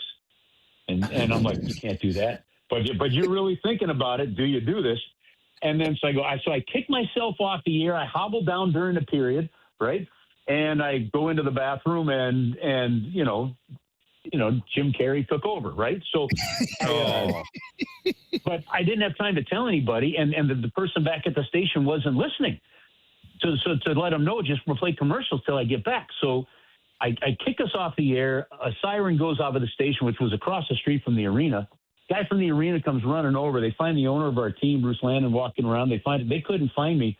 It was my wife, now then my girlfriend, but now my wife. It was her little brother that came into the bathroom and saw my ACL braced leg sticking out from underneath the stall, and that's how they found me and knew where I was. And got back up there for the start of the second period, and we were good. See, I knew it, Curve. I told these guys, Curve has been through some stuff, and those are great stories. If you do it, if you do it, listen. One more for you. You could ask Rutherford. Well, that same thing kind of hit in Detroit one time, and I went, the Blues go to the power play. 12 minutes to go in the second period. And I went, and here's Kelly Chase to tell you about it. And I took off down the press box. And I walked by. You ask Rutherford the next time you have him on. Jeremy looked at me. He goes, "What the?" I go, "Gotta go," right? And then you're just hoping, but I mean, it happens. But there was a night we were in Los Angeles, and everybody was having a good time at the hotel bar, and we stayed at the Biltmore downtown in this one, and so we had a day game, like a 1 o'clock game or a 12 noon game at LA the next day. Right? Kenny Wilson's still with us, broadcasting games. Bernie's there. Jim Hewer's doing our traveling and engineering, right? Chaser, myself, our whole TV crew, and they were serving these margarita martinis with this just fantastic tequila in it, and everybody was just having a heyday with them. And so for Timmy and Phil and the truck guys, right, that had to go to work at 7 a.m, right? They were cooked. Okay, we at least had another hour or two of sleep. Well, we get the Chaser and I couldn't read a drop in to save our life that day. I have video on this. I'll send it to you guys. I'll share it with or audio of it. This was one of those. We tried to read an ad, and Chaser's at this point, he's Bob Ueck's like, oh, hell, I can't read it. You read it. And I'd go to read it, and I'd screw it up. And at one point in time, I'm like, okay, for Blues take style, 3-2-2, here come the Blues up the ice. And Chaser goes, 3-2-2 what? I'm like, what? He goes, 3-2-2 what? I go, what are you talking about? He goes, you just read half the number, didn't finish reading the whole number. This is all on the air. And I'm like, 3-2-2 Blue. Well, then Chaser's trying to read one, and he goes, okay, well, he goes, Toys for Tots Drive coming up at Enterprise. Well, at that point, it might have been Savvis Center. He goes, Toys for Tots Drive coming up at Savvis Center, and he goes, make sure you bring an unwrapped toy down to the game with it, sponsored by the Marine Corps. And we're like, no, dude, that's hard. No. And it just went. It was. It was a fantastic broadcast. At one point, we just started laughing so hard. Jimmy Hewer's trying to get us to call the game, and the two of us can't breathe. And you just hear the pucks going up and down the ice. So, yeah, you'll have some great moments on the air. That's great. Curbs, we can always get back into hockey at any point, but this was just story time with Curbs. We certainly enjoyed this, man. Thank you. Yeah, you got it. Yeah, plenty kind of downtime right now, so good. Yeah. You listen, but to Jamie's point, you get when you're in the minors, and that stuff, you get to know the players and stuff so well. There's such a critical part of you being able to do your job and grow and learn the game, and the team aspect of it. It's special. You want to spend as little time there as possible. I was 6 years there and wouldn't trade a day of it. But I'll bet you, even from Jamie's perspective, the guys that spent time in the minors, some of your best friendships and some of your greatest moments actually are probably during some of those years. Oh, yeah. Yeah, absolutely. 100% true. Still have great friends to this day that I spent time with in the minors, including equipment guys and trainers, and even a bus driver that we had at one point. I still talk to him every now and then. Bus drivers were the best. They see it all. That's for sure. Curbs, we appreciate it. Have a good rest of your week and a great weekend, and we will check back with you next week. Hey, guys, have an awesome week. Talk to you later. All right, take care. That's Chris Kerber, voice of the Blues, here on your home of the Blues, 101 ESPN. Yeah, that was funny. I knew he'd have some stories. Oh, yeah. Yeah, definitely. All right. One former Cardinal is having a bit of a renaissance. It doesn't mean anything. We'll dive into that next on 101 ESPN. 101 ESPN is powered by Kaufman Townsley, St. Louis's injury lawyers. Call 314-777-7777. That's 314-777-7777.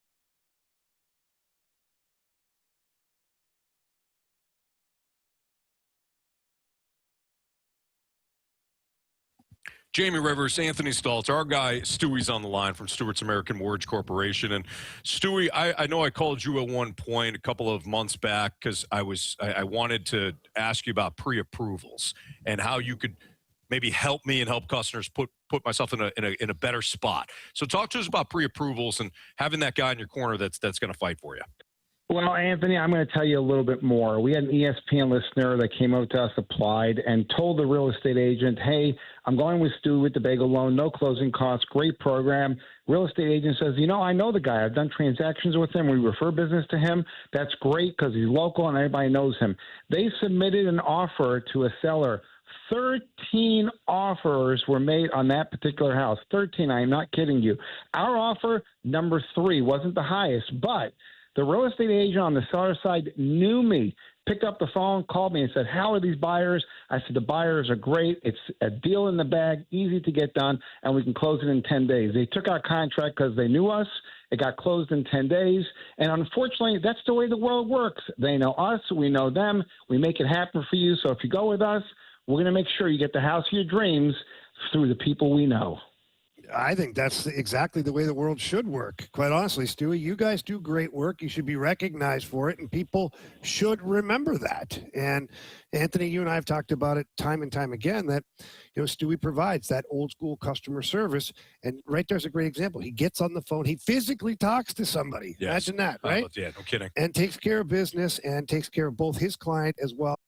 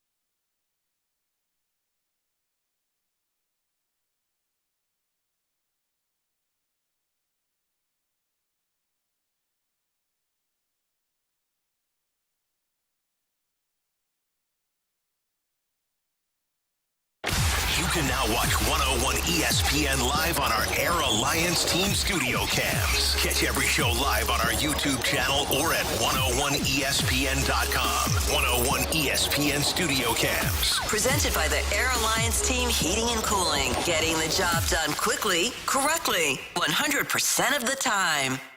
101 ESPN Sports Center. Redbirds enjoy a rare breather. I'm Bradford Bruns. Your Sports Center update is presented by Universal Windows Direct. The Cardinals have an off day before resuming their schedule against last place Colorado tomorrow. All-star Jordan Walker remains sidelined with right knee inflammation. His 22 homers still ranking third among NL outfielders. Matinee action: Milwaukee currently leading Pittsburgh 5-2 as Dustin May makes that Brewers debut. Toronto edging Chicago 2-0 to Interleague Finals. Angels defeat Orioles 4-1. Reds 6, A's 5. This Sports Center update was delivered by Universal Windows Direct. You'll be saying, I love my windows. Broadcasting live from the Centene Community Ice Center inside the E&B Granite Studios. You're in the fast lane on 101 ESPN. Presented by Bud Light and Skimmer's Original Vodka Iced Tea on 101 ESPN.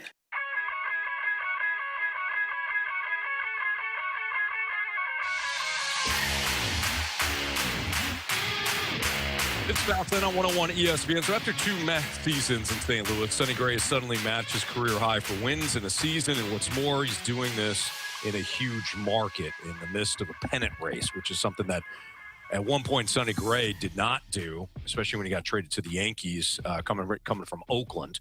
How did Gray at 36 suddenly become Boston's go-to ace? What went wrong here prevented him from achieving such success? Can you think of any similar late career revivals in Major League Baseball?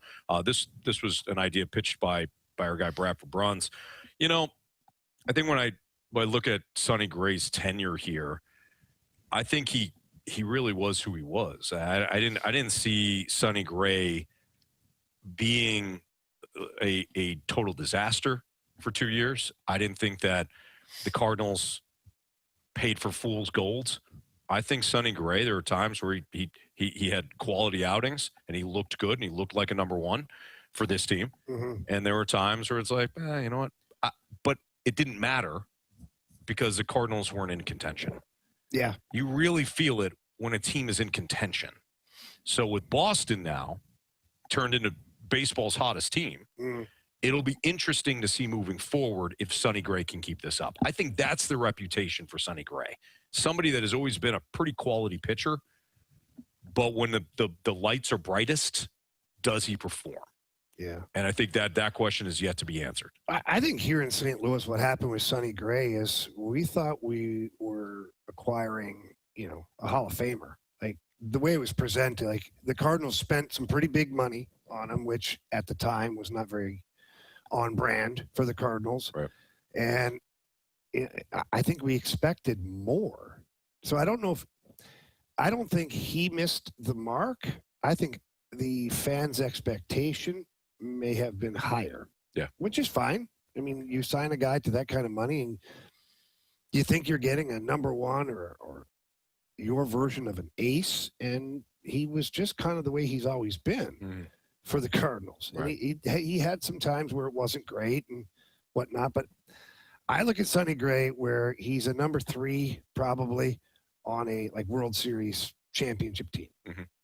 I think that's fair.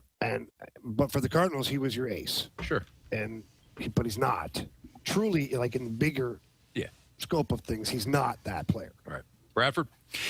What I think is interesting, guys, about when you look at the overall body of work from Gray this season and you're trying to figure out what has been the biggest difference. Is he throwing much deeper? Is he working much deeper into games? The bottom line is that he still hasn't thrown more than 93, 97 pitches in a single game. This has been basically the recipe on which he's operated over the last few years. Now, Boston has obviously won 30 of the past 35. What I find to be fascinating is that he has been the driving force in this pressure cooker of a market. Whereas you said, Stoltz, at the top, obviously, that didn't come to pass previously in New York. Think about the Red Sox and how they assembled and really tweaked this rotation in the offseason, okay? You bring in Ranger Suarez. He's been up and down. He only has 4 victories. Garrett Crochet, due to a number of different maladies, he's been limited to 30 innings. I think it's fascinating to explore that here we are right now, the Red Sox in the thick of this pennant race, moving forward, how Sonny Gray has basically positioned himself to be the guy going head-to-head against his former team in the time that matters most. It's really been fascinating to see. Yeah, and I wonder. I'm looking at Sonny Gray's metrics right now. The biggest difference between Sonny Gray from St. Louis and the Sonny Gray we're seeing right now is the home run rate. His home run rate in St. Louis, 1.14 in 2024 and 1.25 in 2025. He's got a 0.90 home run rate, home run per 9 in Boston. So he's keeping the ball in the yard more with Boston. His strikeout rate is actually significantly lower than what it was here in St. Louis.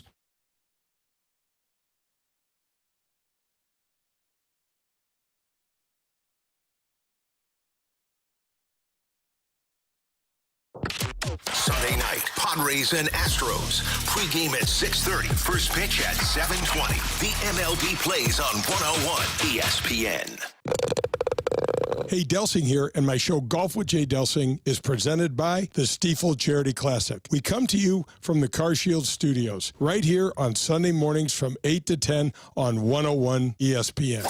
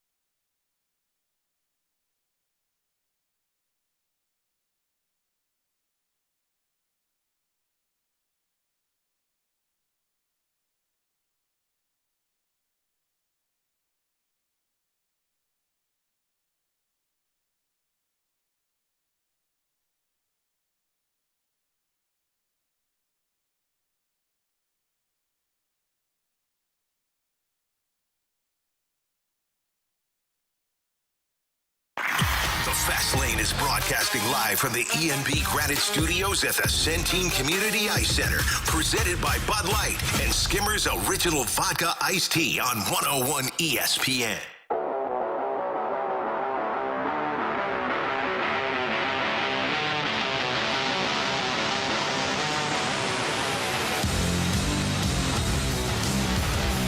All right, sorry we had some technical difficulties there. But we're back live at ENB Granite Studio. Yeah. You know what I like is when we have an echo in our ear. So I don't know. Bradford back at the station. We got the echo. We're hearing each other. Is that live? Do we? I don't have to get a little. We're good now. It's gone now. Yeah, we're good now. Bradford is he's working his tail off back in the studios. Everybody's doing a hell of a job. Yes. So I gave away tickets, but nobody heard it. So why don't we just go ahead and do it again? That means we get to keep them? No. 101 ESPN, that's us. We have your opportunity to win a pair of tickets to see Guns N' Roses next Sunday night, August 16th at Busch Stadium. Baby. Find all the ticket details and a bonus chance to score a free pair of tickets for Guns N' Roses right now at 101ESPN.com or on your 101 ESPN mobile app. Now, Jamie, I'd asked you, but again, nobody heard it, what your number was in Croatia. 24. 24. So if you are texter number 24 to the Air Comfort Service text line at 314-399-9646, you'll win the free tickets. I love Jamie. Just you and technology. I turned the TV on. Oh, you're turning that one on. Oh my gosh. Okay. So the TV monitor in front of us shows what the computer shows over there. And because of what happened, we have people working diligently back at the studio to, make sure everything's working and whatnot. But it doesn't look like the screen is not up. And I thought Jamie saw something different. It's just the dials. I thought he was trying to turn the TV off to make that go away and bring the screen back up. Listen, man, I'm not that primitive. Dude, don't you dare question. Look, I got us TV on that one. Yes, you did. I didn't see that one. I'm like, why is he turning the TV off? Is he trying to reset the TV? He's trying to change the channel. Jeez. By the way, our guy Dustin May pitched today for the Milwaukee Brewers, his first start with the Brew Crew, and he went, let's see here,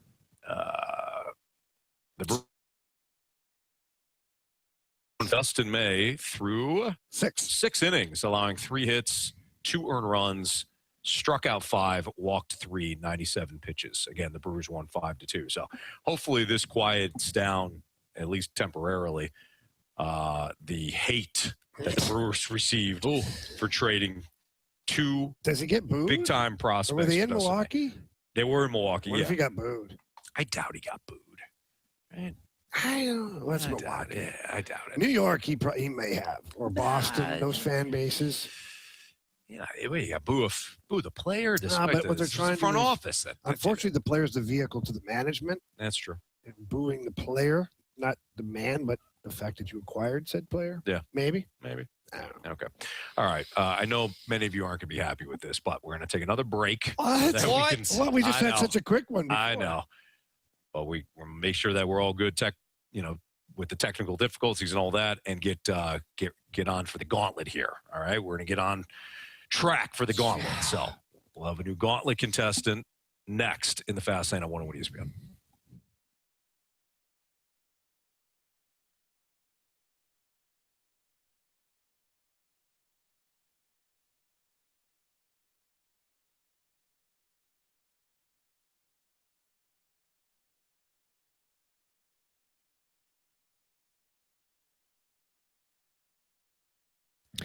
Circus Sports, quite the group of people over there. Just an amazing staff, an amazing ownership group as well, too. Derek Stevens, the owner, is a dear friend of mine, and I love talking to Derek about, his ideas and his dreams and things that he wants to create with Circus Sports. And he did. He created the world's largest sports book in Las Vegas, and that is at the casino. And Derek Stevens now has put the world's largest sports book into the palm of your hand. Go to the App Store or the Google Play Store. Download the Circus Sports app. It's the white app. Click on that. That's the one that works for the state of Missouri. It's got that old school Vegas feel to it. It's like having that bookie right there beside you all the time, and it's super user-friendly, so easy to use. They've got great lines on futures bets, tight money line splits, high betting limits. The player props are fantastic, and you can also put together one heck of a parlay if you choose to do so. For me, it's truly sports betting the way it should be, so please download that Circus Sports app today. For more information regarding the app or anything to do with Circus Sports, you can always visit circusports.com. Again, that's circusports.com. Must be 21 or older and in Missouri. Gambling problem? Call 1-800-GAMBLER.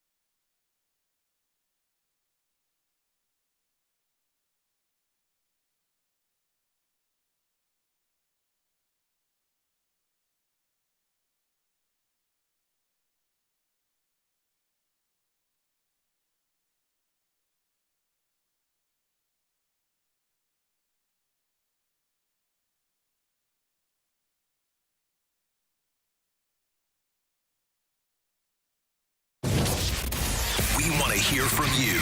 Use the Scott Lee Mic Drop feature on the 101 mobile app. Give us your opinion on anything St. Louis sports with a mic drop. Brought to you by the Scott Lee Heating Company. WXOS HD1E St. Louis 101 ESPN is driven by Auto Centers Nissan, home of the 30-day new Nissan Return Promise. Live from the Centene Community Ice Center inside the ENB Granite Studios, you're tuned into the Fast Lane on 101 ESPN. Presented by Bud Light and Skimmer's Original Vodka Iced Tea on 101 ESPN. 4 warriors, 4 categories, 1 challenger. Can you survive the Gauntlet? Brought to you by Blue Note Roofing. Roofing, siding, and gutters. Visit BlueNoteRoofingSTL.com for a free inspection. 4:02, your time check brought to you by Clarkson Jewelers, an officially licensed Rolex jeweler with Andrew Marsh and Jamie Rivers. I'm Anthony Stalter. Got Kerey Davis. We'll be back on Monday following vacation. Time for the Gauntlet, and Dylan is our latest contestant. What's up, Dylan? Dylan, you there? Yeah. What's going on? How are you? Enjoying this lovely weather. All right, good man. Appreciate you listening. Thanks for joining us. Would you like to take on Andrew Marsh, Jamie Rivers, or me in round 1?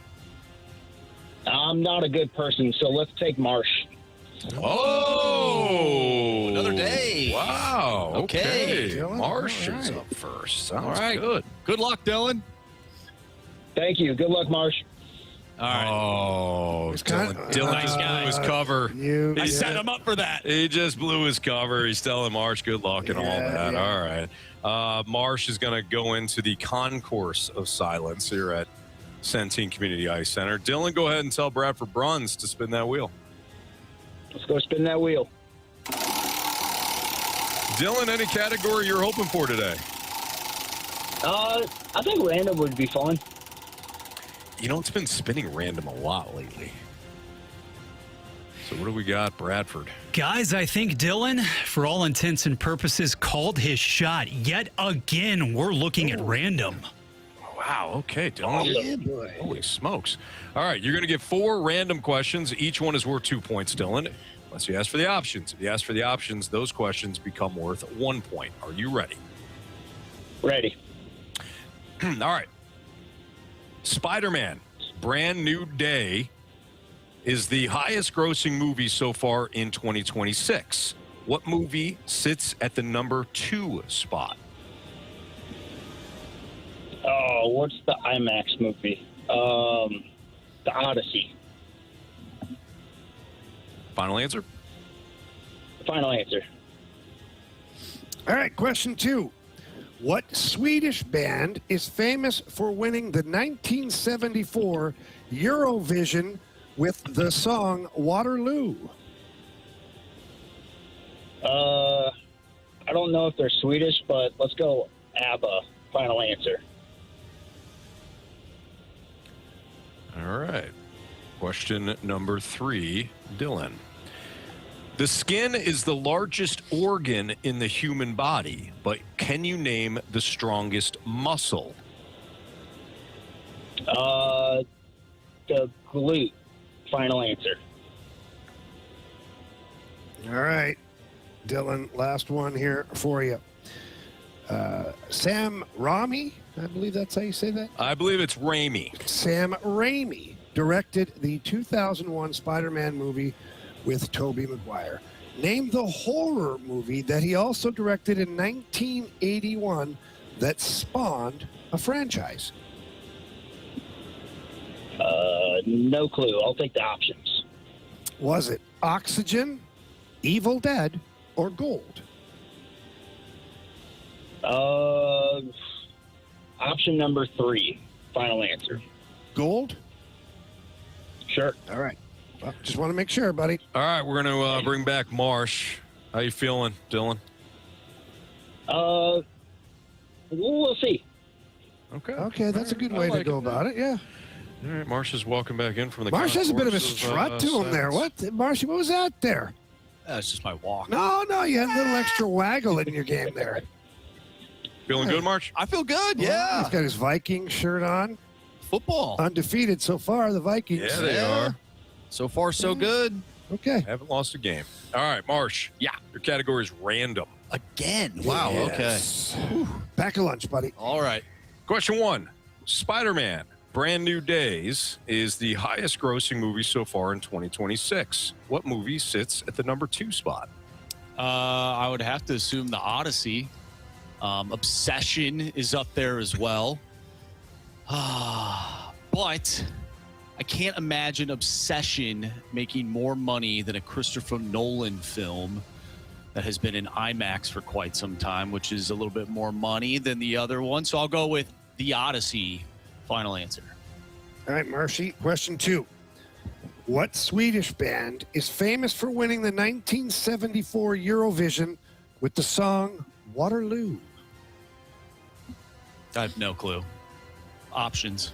Is it Perrette, ABBA, or Poogie? Let's go with ABBA. That's the only one that I know. Yeah, ABBA. Final Okay. answer.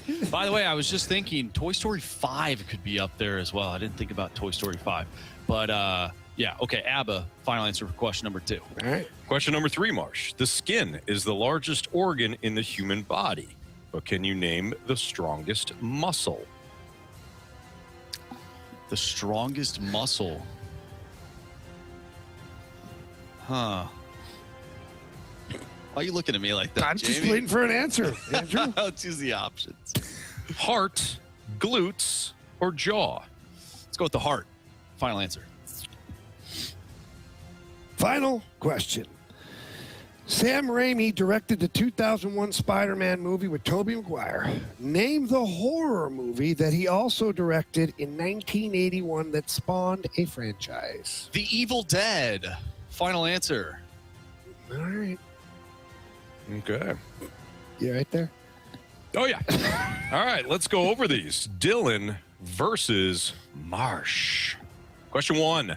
Spider-Man, Brand New Days is the highest grossing movie so far in 2026. What movie sits at the number 2 spot? You both took the Odyssey without the options? Marsh said the Odyssey without the options. Dylan said the Odyssey without the options. Correct answer is? The Odyssey. Making lots of money, but it was Toy Story 5. Wow. You recognized it too late. I did. Oh, no. Toy Story 5. So we have a 0-0 tie. What Swedish band is famous for winning the 1974 Eurovision with the song Waterloo? Marsh said ABBA. Dylan said ABBA. Correct answer is? ABBA. But oh no, Dylan didn't use the options. Wow. So Dylan takes a 2-1 lead. Let's skip down to that last one. Sam Raimi directed the 2001 Spider-Man movie with Tobey Maguire. Name the horror movie that he also directed in 1981 that spawned a franchise. Marsh, without the options, said Evil Dead. With the options, Dylan went with Gold. Correct answer is? Evil Dead. Now Marsh takes a 3-2 lead over Dylan. It comes down to this. I think this is Jamie's favorite question, too. What? The skin is the largest organ in the human body, but can you name the strongest muscle? Marsh listened to the options, which were heart, glutes, and jaw, and Marsh went with heart. Without the options, Dylan said glutes, which we know obviously is an option. So if it's glutes, Dylan's going to win today. If it's heart or jaw, Marsh is going to win today. Dylan. You have chosen poorly. You lose. Not today. Marsh is wagging the finger, but correct answer is? The jaw. The jaw was the correct answer. But Marsh, by virtue of that Evil Dead question, wins today 3-2 over Dylan. Dylan, sorry, man. It was fun. Thanks for having me, guys. Thanks for listening. Thanks, Appreciate Dylan. you, Good Dylan. job. Good guy. Good guy. Great Good guy. He said good luck. Shouldn't have done that. Yeah. We knew. He was in Dylan trouble. would have said thank you if you would have held the door he open certainly for would. him. Yeah, he would. Dylan's a good guy. Yeah, you All better. right. Appreciate you, man. Have a good Take one. care. All right, you too. Marsh, nice work there. I appreciate it. That Toy Story 5, man. If I would have lost, that would have sucked. That would have ate at you. That would have been tough, Yeah, the Evil Dead one. I would have said the Odyssey, though, too. Mm-hmm. Yep. I would have not. I'd have to listen to the questions, and I may have landed on Toy Story 5 just because it's a kids movie. ABBA, I would have got. I know the song Waterloo. That I would have had no. I would have guessed. The rest, the jaw, glutes, and stuff. I would have went with the heart. I would have went with the heart too. Yeah, that's what I thought. That's what it was. Yeah, clearly, that's why I guessed it.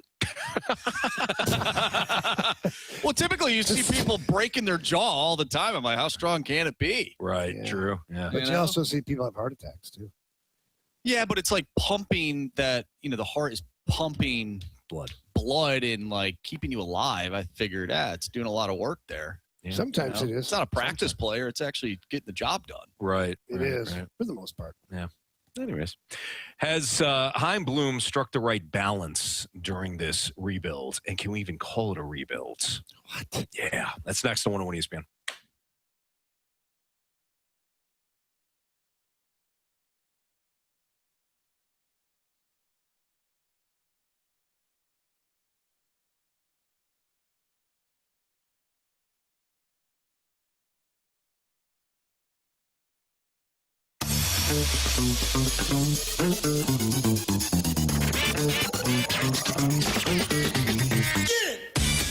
When we talk about Johnny Londoff Chevrolet, we tend to focus on the sales and the finance team, but they also have an award-winning parts and service department as well. You want to make sure you have working wiper blades. Johnny Londoff has plenty in stock, and they will install them for free. All the weather changes here in St. Louis.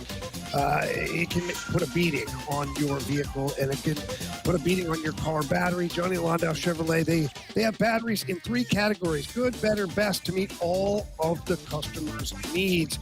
And I can tell you personally that the service center over there at the Londoff Autoplex is fantastic. Went in there for some tires for my daughter. My nephew's in town. He just got tires done, an oil change, and the wheel alignment. And all the while, I'm sitting there happy as can be because I know that Londoff Chevrolet does an incredible job. They take care of every one of their customers just like family. And here's the good news. They've got 2 locations now. The original location in Florissant, Missouri, I think we all know where that one is. But now they've got one out in St. Peter's, the Londoff Autoplex. So if you need anything from a brand new vehicle to pre-owned vehicle or service on your vehicle, you've got 2 locations now giving you that same unbelievable service. So please stop in either location. Please tell them Jamie Rivers sent you in. And if you can't get there in person, get there online. Visit Londoff.com or LondoffAutoplex.com. Are you kidding me? Johnny Londoff Chevrolet.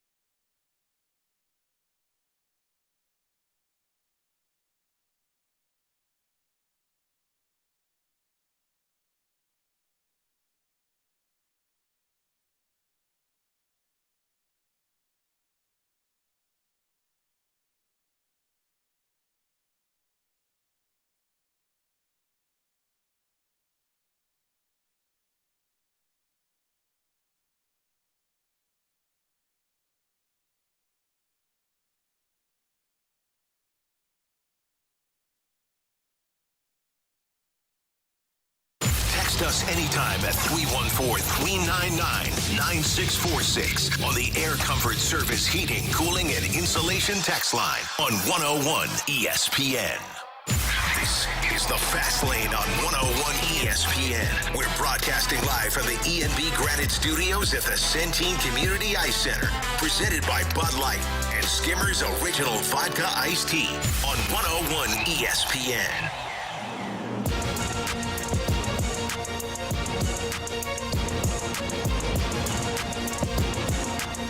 It's Fast Lane on 101 ESPN. So, guys, I was thinking about Chaim Bloom's vision for the organization post-deadline. And one thing that kind of stuck with me is that this might not necessarily be a rebuild. When you think of a rebuild, it is like clearing out basically all the assets, right? Like you are clearing out all of the if Jamie, you want to plant something new, right? Like sometimes you got to clear it all out, put in new soil, let that thing grow, right? You got to clear it all out. Yeah.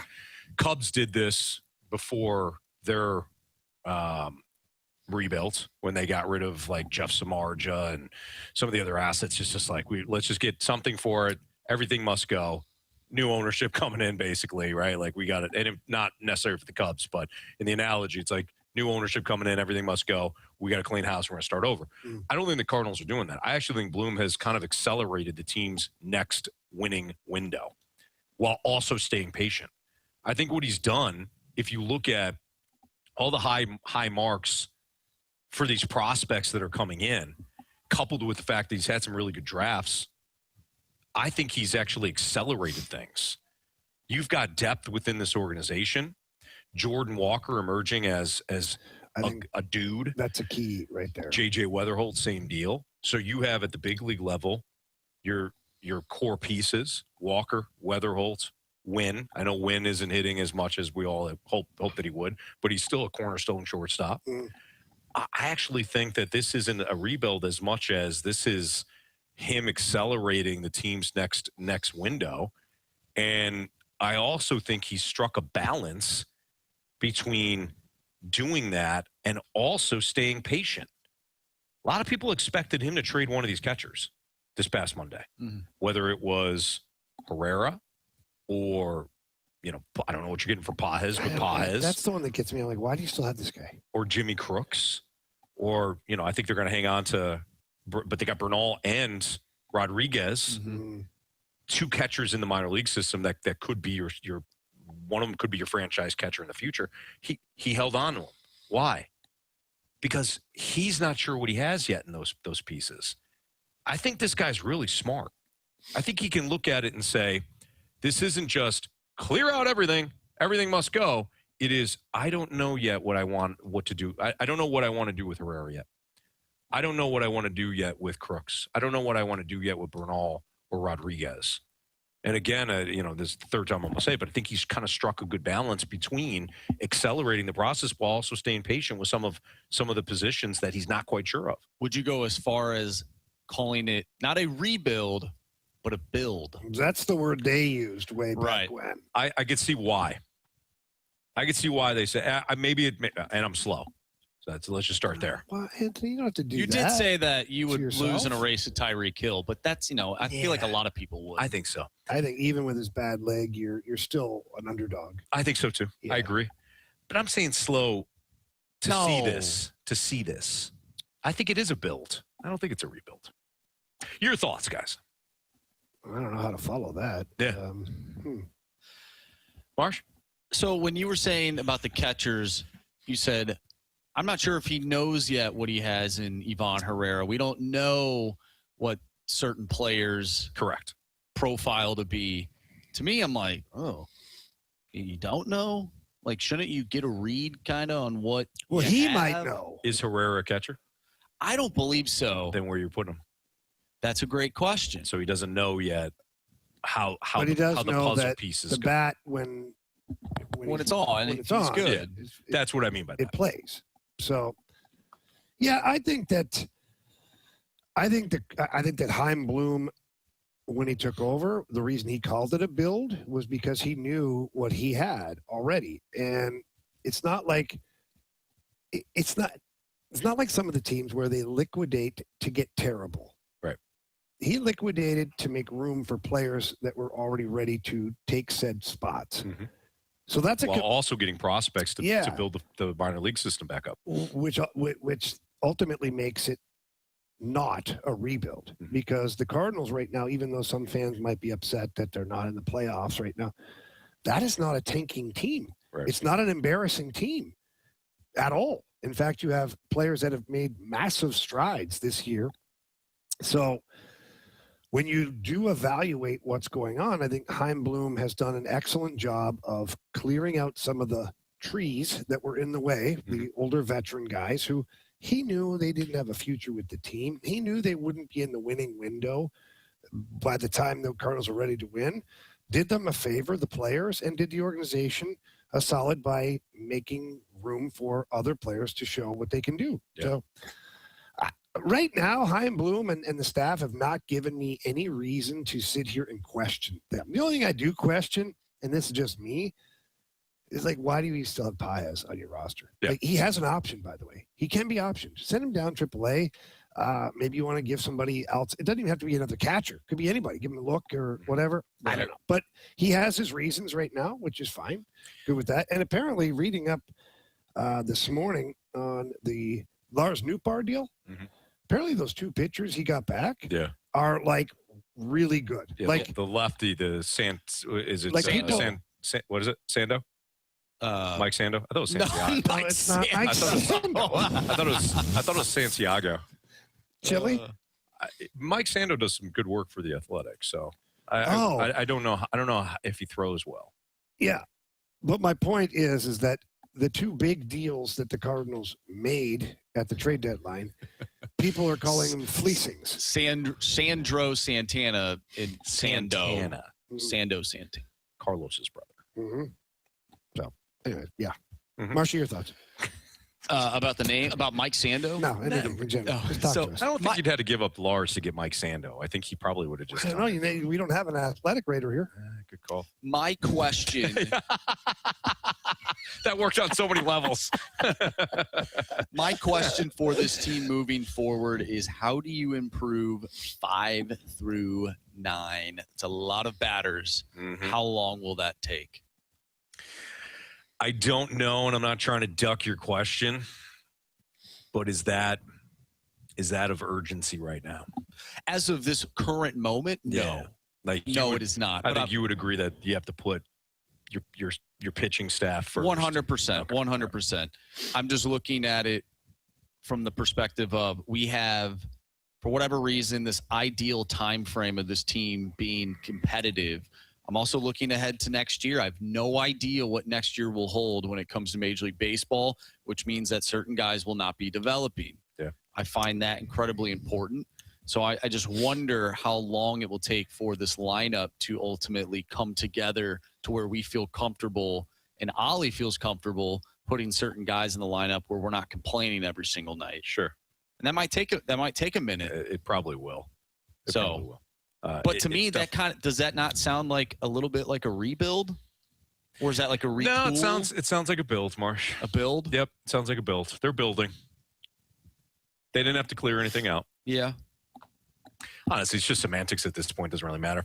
We got some breaking news? news? Adam Schefter says that the 3-time Pro Bowl selection, Jahmyr Gibbs, and the Detroit Lions have reached an agreement on a 3-year, $67.5 million deal that could be worth up to $75 million and includes $51.5 million guaranteed, making him the NFL's highest paid running back. We figured that. As soon as Bijan Robinson got his deal, you knew Gibbs was going to be next, and he was going to surpass Robinson's deal. By the way, we're getting a little bit of pushback from the Gauntlet. Some people saying that the jaw muscle is not the strongest muscle in the body. I did a little Googling. It says, yes, the jaw muscle, specifically the masseter, I think I'm saying that correctly, is the strongest muscle in the human body based on its weight or relative to its size.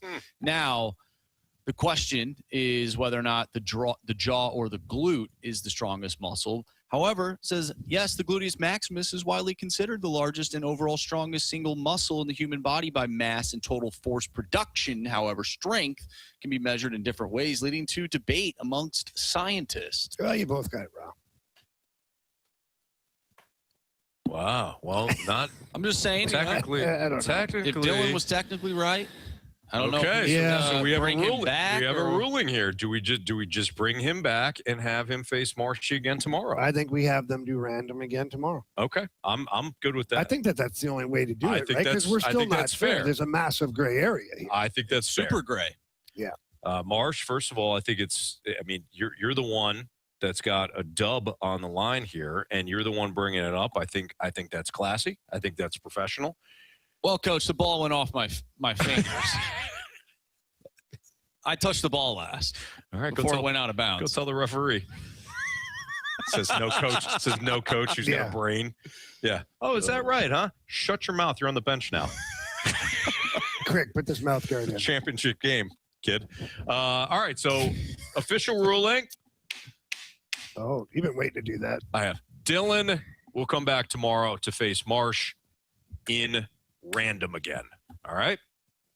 So if Dylan accepts, then we move forward tomorrow with Dylan, and he re-challenges Marsh in the same category. By the way, that commercial. With the same questions. The same questions. That commercial reminds me of the kids who give up a home run in like a Little League game, and the kids rounding the bases, and they're all high-fiving them. Yeah. That just makes me sick. I know. Teamwork. Oh, the other team. Not teamwork, but, you know. No, yeah. You can't. Like, let's be, let's be nice and all that stuff. Why don't you hit your pitcher over the head with a shovel and then use the shovel to bury him?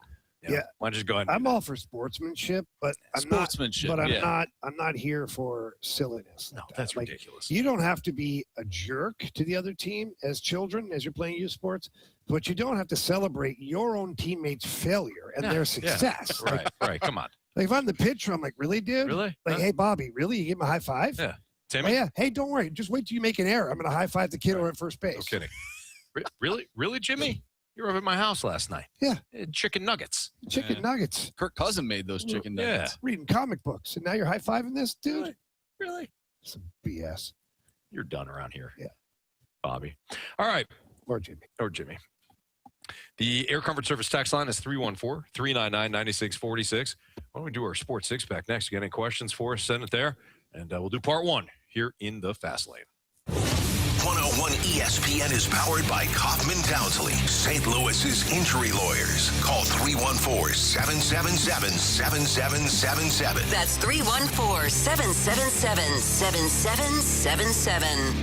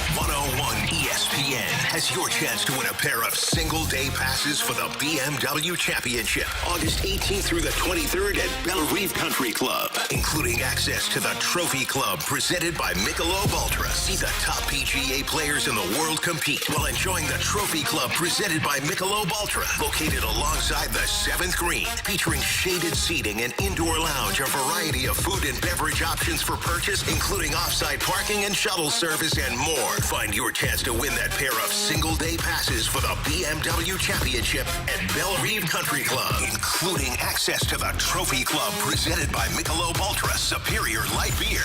Right now at 101ESPN.com or on your 101 app. 101 ESPN Sports Center.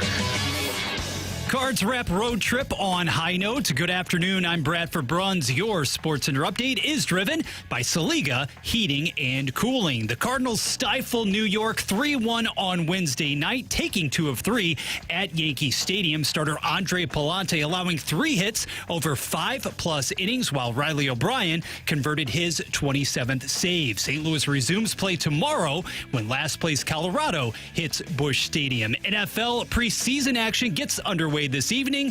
Carolina will face off against Arizona in Canton, with 101 ESPN carrying Carson Beck's pro debut just after 7 p.m. Fellow rookie Jeremiah Love not expected to suit up until August 16th. Your Sports Center update was powered by Saliga Heating and Cooling, a Daikin heating and air conditioning dealer. Broadcasting live from the Centene Community Ice Center inside the E&B Granite Studios. You're in the fast lane on 101 ESPN. Presented by Bud Light and Skimmer's Original Vodka Iced Tea on 101 ESPN.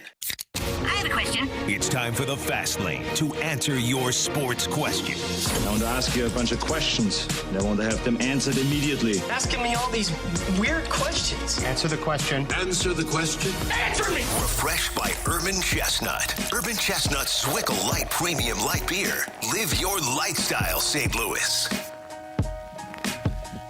Time for the Sports Six Pack here in the Fast Lane on 101 ESPN with Bradford Bruns, Jamie Rivers, and Andrew Marsh.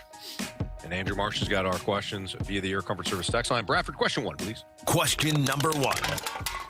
All right, from the 314, if there was a lockout in Major League Baseball, I would enjoy replacement players and then owners forcing a salary cap. Why is that a bad idea?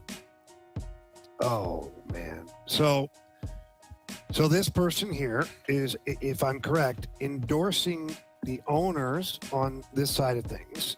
So we're going to lock out the players who are making millions and side with the billionaires as they bring in replacement players and still make money while the replacement players are playing, because they're still going to sell beer, hot dogs, parking, tickets. It may not be the same amount, but they're going to continue to make money.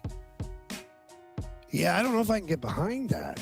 In order to force a salary cap? Right. Like, I don't know how that forces a salary cap. Do players get jealous and say, I'm better than that guy? Well, we know. The whole world knows. Yeah.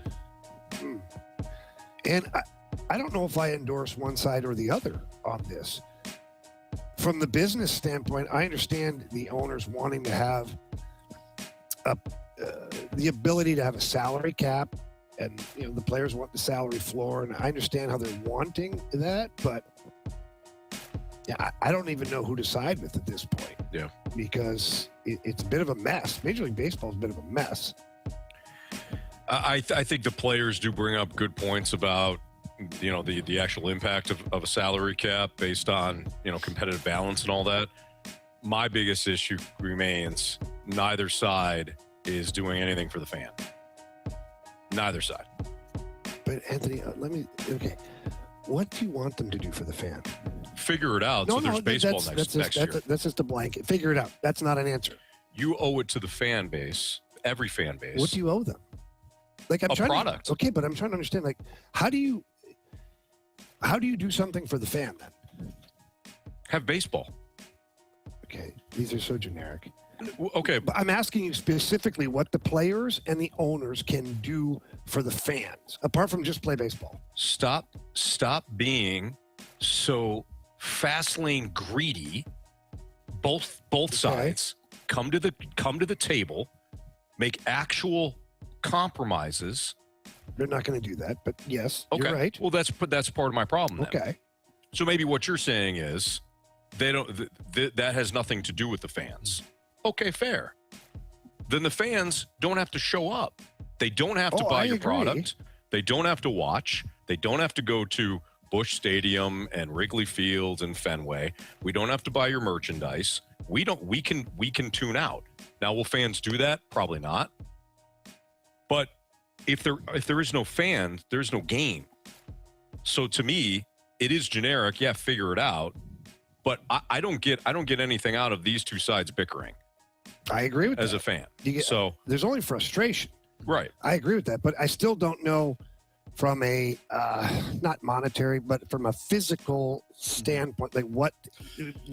Well, do it for the fans. Well, do what? Lower ticket prices? Well, no, just come to a conclusion. Yes. Both sides probably have to feel like so they it's lost not the really deal. it's not really a decision. Probably. It's not really a decision focused on the fans. It's basically let's just keep the game going so the fans can continue. Yes. Okay. Yeah. Because I'm like every time I hear it's like they're not thinking about the fans. Well, what do you want them to do for the fans? Like I see what you're saying. Like this specific thing, the salary cap and whatever. I agree with. What I'm saying is the salary cap has nothing to do with the fans. Right. If you don't have a product next year, right? You don't have baseball next year. Yeah. Then that's kicking your fans. That's that. And what are you doing so you can fight over more money? That's where I'm at. Which most fans don't have a lot of.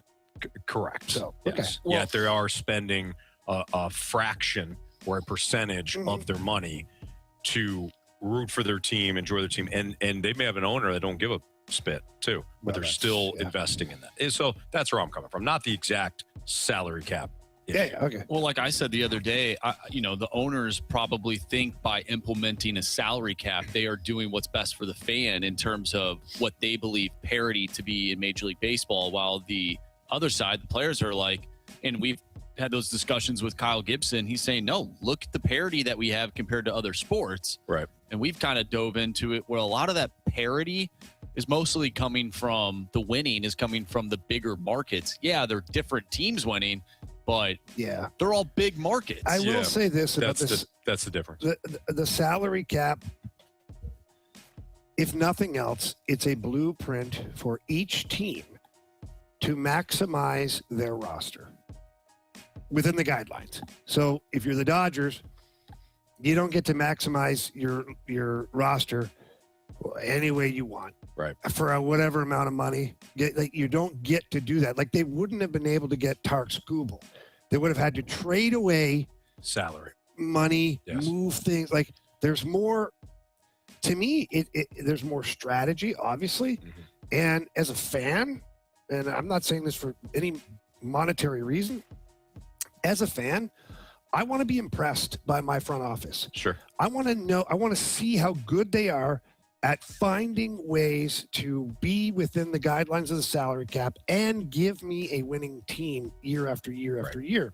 And if you can't be, this is where the salary cap does work, is the Dodgers, the Phillies, they can't just have a massive roster of all these all-star players because they're over the cap. Right. So then those star players have to go somewhere else. When they go to a different team, it makes that team better. Right. So by default, you're elevating you're elevating the league. The league. Yes. And it creates hopefully more parity. And never mind the parity of like, different this team, this no, like consistent parity every year to where the Pirates, if they choose to, are able to dip into the free agency pool and find a guy that's really good, because if the Dodgers do it, they're over the salary cap. They can't do it. So now the Dodgers can go get that player, but they've got to make room on their salary cap. Bingo. So when I look at teams like, if we just do the Florida Panthers, for that matter, they're not over the salary cap. They found a way to stay under the salary cap and create an absolute force to be dealt with. They're not alone. Other teams have done the same thing. I think the Blues, quite honestly, are doing a very good job within the parameters of the salary cap. Right. But if you're Major League Baseball and the Dodgers, you throw money at it. That's where I'm at. and you've got this loophole because of the TV contract that Major League Baseball signed off on. If I was the players, I'd be like, we're going to strike until that gets rectified. Right, and they don't want to because then where will Tarek Skubal go? He's got to get his money with the Dodgers. So I know. That, Jamie, what you just outlined is my frustration with all of this, and it's why when we get into like when Kyle Gibson and I had our back and forth with it, I was trying to provide like, look, you're a Colts fan, you got a shot. It might not be a great shot right now, but you got a shot, and it came out of nowhere too. Mm-hmm. Last year, Daniel Jones, you found the right QB and all this, and you were winning. And had he stayed healthy, maybe you would have made the playoffs, right? If you're a Colorado Rockies fan, you got no hope. You got zero hope. There's a number of baseball. And there's bad owners. I get it. There's bad owners. Yeah. But going back to what you said about the roster building, to me, I'm much more impressed by what the Florida Panthers have been able to do and the Philadelphia Eagles have been able to do in building their rosters. Kansas City Chiefs, same deal, than I am with the Dodgers. It doesn't take a lot of brain power to just have money. And I get that they are a really smart organization, drafting, developing, all that. So the Dodgers might not even be the perfect example of this, but it's less impressive to me Kyle Tucker? Yeah, we'll just sign him. Who's the Skubal? Yeah, we'll just get him. Like that's Andrew Friedman is brilliant, but that is less impressive to me what he's doing than what some of these other teams are doing around cap support. It's just not a level playing field. No matter who says what, right now, it's not a level playing field. Whether owners choose to not be on the playing field or not, I don't care. Right. The salary cap, salary floor would force those teams to pay their teams more. Set the floor high. Right. Like if you're the player, say, okay, we'll have a floor, but the floor is going to be high. Mm-hmm. So the Pirates, whoever wants to be cheap asses, they can't. No matter, they might as well put a winner on the field because they're paying the freight anyway. Exactly. That's where I go. That's Jamie Rivers. That's Andrew Marsh. All right, we got through only one question, but man, it was a good question. Part 2 of our Sports Six Pack is next. If you have those questions, keep those rolling in to the Air Comfort Service text line 314-399-9646. Part 2 of the Sports Six Pack next. The NFL is back on ESPN. It's the Hall of Fame game tonight. Panthers and Cardinals kick off at 7. Your destination for the NFL in St. Louis is 101 ESPN.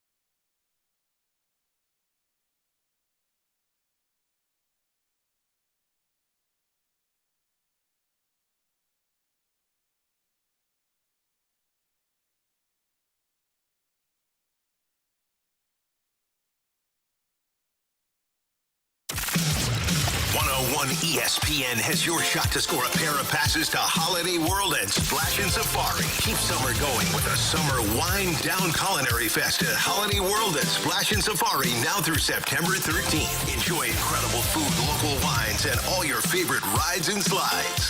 Find your chance to win a pair of free passes right now at 101ESPN.com or on your 101 mobile app.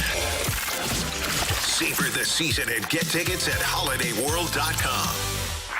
The Fast Lane is broadcasting live from the ENB Granite Studios at the Centene Community Ice Center, presented by Bud Light and Skimmer's Original Vodka Iced Tea on 101 ESPN. I have a question. It's time for the Fast Lane to answer your sports questions. I want to ask you a bunch of questions, and I want to have them answered immediately. Asking me all these weird questions. Answer the question. Answer the question. Answer me! Refreshed by Urban Chestnut. Urban Chestnut Swickle Light Premium Light Beer. Live your lifestyle, St. Louis. Part 2 of the Sports Six Pack right now, 314-399-9646, the Air Comfort Service text line. Bradford, question 2, please. Question number 2. All right, from the 314, who has higher expectations in their respective upcoming seasons? Dennis Gates or Eli Drinkwitz? Ooh, higher expectations? Higher expectations. Oh, wow. Okay. Bradford. What'd I tell you? Bradford popped on. Did Bradford, first of all, Bradford's back at our 101 ESPN studios. Did you send this question in? I did not, but I am champing at the bit, guys. That is the right expression, I'm telling you. Bradford, we have 2 screens here. One, so we could see like the just us, and then what we could see via our YouTube chat, right? The snake pit. Yes. And Bradford popped in right away on this Mizzou question. So, Jamie, would you like to go first, or you want Bradford, who is champing at the bit? It was chomping. I thought so too, but I'm gonna go with Bradford. Well, Bradford's been wrong a couple times this week. This week? Okay. I think Dennis Gates, probably. I think the basketball team. I just don't think much of what Mizzou's got going on football-wise, and I think it's going to be a much tougher schedule. So we're talking about, like, realistic expectations or, like, unrealistic expectations for this? Wow. I'm asking. Bradford? Jamie, I'm on the same page with you, and that would have surprised me. It would have surprised me to have gone in the direction of Gates as recently as a few months ago, but things change, right, Mox? You're the starting quarterback right now. Or in the case of Dennis Gates, you'd better start making waves doing anything in postseason play. The time has arrived in Columbia. You talk about the way in which you examine the way the Mizzou finished last season. I would say on the hardwood, you exceeded some expectations, but you essentially had a home game in downtown St. Louis at Enterprise Center, a winnable matchup against Miami in a swing game that could have gone either way, and basically you had a no-show. Considering the pedigree of the incoming freshman class, a couple of the transfer portal gets, you're getting a guy who should be a top 3 freshman phenom in Jeremiah Crow Jr. You're getting a standout star to replace a Mark Mitchell, and you have depth galore. The time is now to do something in March Madness. I think it's critical. I don't know if it's a make or break season, but if Eli Drinkwitz gets to 7 or 8 this year football-wise, I think that's sufficient given the schedule. Dennis Gates has to really do something to have that job preservation moving forward. Look at Bradford, already baked in an excuse for Eli Drinkwitz. Oh, come on. But seriously. Dadgum, Marsh. Seriously, he's Hear me out. doubling down. Hear me out. If Mizzou has a so-so season, we're sitting here like, yeah, that checks out. Yeah. That checks out. You know, what have they really done? I don't really have expectations for Drink's team. Like, I'm kind of excited to see what it looks like. You know, different faces around the program, but not program. Wow. What if they barely make it, though? What if they barely make it to 500 this year? Does that surprise you? Does that move the needle in a bad way? That wouldn't surprise you either? Okay. Yeah, another SEC game. Because I think you've moved beyond that 6-win territory, and that's good. I do think expectations are considerably higher than that. I think you're considerably. I do. I don't know about 7, 8, yes. At this point, you're paying him accordingly. I know the road victories haven't been there. Well, here's the thing: they should be an above 500 team. They should be. I think we all can agree on that. Yeah. They should be. Yeah, I agree with that. Yeah. But if they falter towards the end of the year and lose games where they put themselves in a good spot, and we get all rah-rah about Mizzou, and then they lose, I'm going to be like, well, I just want to see if Mizzou, under Eli Drinkwitz, can win games they shouldn't win. That's a great That's all I want to see. Because we talk about the 7-8 wins, but then you go look who they are. Go look at the records of those teams overall. I'm not saying every win, but overall. And he has not been able to have that big win of a team that's 5 or 6 spots ahead of him. It hasn't happened. Not consistently. So I just want to see Eli Drinkwitz have a football team that is above the 500, the 7-8, whatever, but they've got noticeable victories on their scorecard. I think that's fair. I don't think that's too much to expect. And I think what Bradford highlighted about the basketball team is spot on with the guys that they have coming in. That those are names, right? Those are big time names. Not saying that Simmons isn't a big time named quarterback, but he lost his job essentially for what, he's not at Ole Miss anymore. He's at Mizzou. There's a reason. Yeah. So I think where the basketball team is right now, the expectations should be high because of their roster. Would you agree, Bradford? I know that's kind of what you said. No, they certainly should be. They should be elevated because given what you've had with which to work, with whom to work in the last couple of years in SEC play, you've had competent results. You've protected the home floor pretty well as well. But now is the time to take that next step. It's the time to be able to, with this assembly of talent, go from a middle-rung SEC team to a real competitor. Otherwise, I'll be honest, I don't know moving forward if Dennis Gates would be long for the job there in mid-Missouri. But when you're talking about Crow, you're talking about Tony Bryant, you're talking about these imports as well. You're doing a heck of a job in the portal, but if the results aren't materializing at the most important times, it's pretty much, I will even admit, all for naught. I get the frustration that is building there. What I tell you, I told you Bradford would love this question. Right in on it, and he did. It popped right up on the screen. Yeah. All right. Jamie. Yeah. I don't know how Marsh feels. I think your attitude's been a little questionable in the last 10 minutes. You just don't like my opinions. Not necessarily that my attitude sucks. I think you just don't recognize good answers. You're pointing at me? That's it. You're done. Get him out of here. You're suspended for the next hour. Whatever, dude. Get out. Wow. No, whatever, dude, to you. Whatever, dude. By the way, the 618 says, really enjoyed Jamie's take on the lockout discussion. Oh, thank you. Yeah, there's a little bit more to that, but we don't want, we don't want. No, it's really good for you, but we'll just stop there. What does it say? You want me to read the whole thing? Yeah, of course. Right. I mean, Anthony just insulted me. I could use a little pick-me-up. Yeah, okay, that's fair. Okay, 618. Really enjoyed Jamie's takes, plural, on the lockout discussion. Feels like most of his arguments are more pro-worker, and he doesn't want to come right out and say it, but there is nuance to the situation. A cap would make a winner more impressive, but the floor should be at least 65% of the cap. Yeah.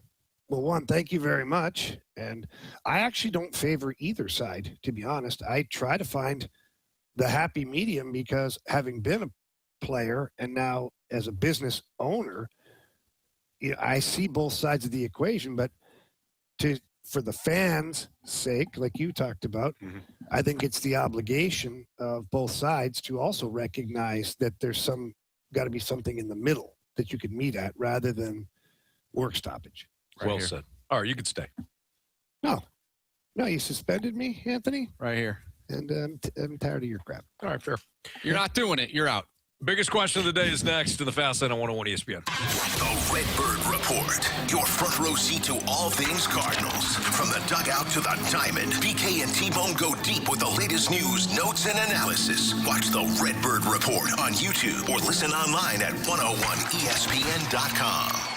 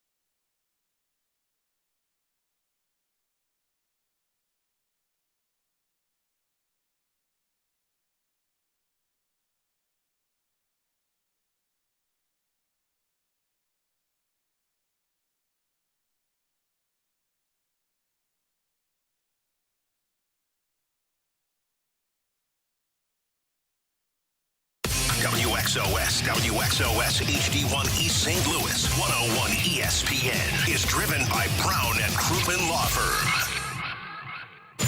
Live from the Centene Community Ice Center inside the ENB Granite Studios, you're tuned into the Fast Lane on 101 ESPN. Presented by Bud Light and Skimmer's Original Vodka Iced Tea on 101 ESPN. It's time for the Fast Lane's biggest question of the day. Presented by Banner Construction, the experts in James Hardy Siding. 5:05, your time check is brought to you by Clarkson Jewelers, an officially licensed Rolex jeweler. Time for the biggest question of the day. Marsh, while I was reading this article at The Athletic, I actually thought of you because out of the four of us, you are young and you are also somebody that's not necessarily tarnished by kind of like what you see of teams. In other words, you're a fan, right? Yes. Like you work in sports, you're a professional, but you're also still a diehard fan. Of course. I was reading this article at The Athletic on how, and this is specific to Major League Baseball, competitive windows don't always cooperate. MLB teams should act like it. And one of the main points in the article is what are front offices, like what's the actual goal of a front office?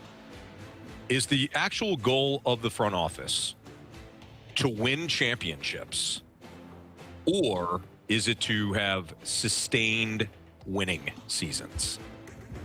And sometimes those two things coincide. Yeah. Obviously, for the Dodgers, you can have winning seasons and also win championships. But a team like the Brewers can have winning season after winning season after winning season, yet they don't have the hardware to show for it, at least not World Series. So do you think, as a fan, teams or front offices specifically should operate in, we got to win, we're trying to win a championship? That is the goal. Or is it, we're trying to have sustained success, and at some point we'd like to think that we can also win a championship? While sustained success is obviously optimal, if you're not trying to win a championship, I don't care what level of sports or whatever you're doing in life, if you're not trying to win, then what is the point? Mm-hmm. Because you could have 10 years of winning, we'll use baseball, winning baseball, but at the end of the day, you're one of the 29 losers of the league. Sure. So you're a loser because you didn't end up winning. The sole reason why the league exists and why teams exist and play the games is to win. Mm-hmm. So why wouldn't you want to do whatever you can to get to that spot? It might take a little bit to build a roster, get competent people into the front office who manage a team, your players. So that might take a while, but the ultimate goal is to win a championship. Otherwise, what are you doing? Mm-hmm. You're just, obviously you're running a business. Right. And I understand that aspect of it, but what's the point? Well, you're also, okay, so why should I be a fan of a team that doesn't want to win? I think teams do want to win. Like Milwaukee obviously wants to win. Yeah. But it does change how you operate. It does change at the trade deadline how you view the deadline, how you view off-season targets. So, for example, you had made the point about the Brewers, and maybe this doesn't change for you, but I'm going to present it anyways. You made the point the other day about the Brewers not going after Skubal. Yes. And you said you have a team that is winning again. Why not put yourself over the top? And whether I agree or disagree with that, I brought up because you don't want to sacrifice this machine that you have. For sure. When it comes to, if I give up 4 prospects, one of them might be my top pitching prospect. I might be diving into the skill position group. Yep. I could sacrifice the next Jacob Mizorowski, get Skubal. Skubal doesn't help me win a championship because that's not guaranteed. Yeah. And now I gave up 7-8 years of controllable Jacob Mizorowski or the next Mizorowski. Yeah. So it changes the way you operate. Now, do you still feel as though Do you think that the question is a little bit more complicated now? Or do you still like, no, listen, man, you just got to go for it? There is some tentacles to this question. You just brought up, okay, if you get Skubal, you might not win. You could give away the next Jacob Mizorowski. Mm-hmm. Well, the next Jacob Mizorowski might not turn into the next Jacob Mizorowski. That's fair. You know, he might not be who you think he is, but you know that this guy can pitch. Mm-hmm. This other guy, we think he can pitch. We don't know yet, though. We don't know at the major league level if he can pitch, but this guy can. Yeah. And so if you're a team who just hasn't done anything, I'm in the camp of do what it takes to win. You know, you look at the Carolina Hurricanes, it took them a while to win. That is a team that sort of stuck with their model, and it worked out for them. You know, they picked up some pieces along the way, but ultimately that team, they just stuck to what they're doing and they won. Mm-hmm. That could happen with the Brewers. I'm not saying that it won't happen. They could win the World Series this year by trading for Dustin May, Jojo Romero, and I forgot who else they got, but not Tarek Skubal. So it could happen. Ultimately, you should want to build a winner. I don't think it's black and white where, and I know you put on here, and this is an interesting question, would you take 10 straight playoff appearances but 0 titles, or 1 World Series win and 5 losing seasons? As a fan. So before you answer, think about that. Think about that. You get 1 championship, which is, to your point, it's why we watch.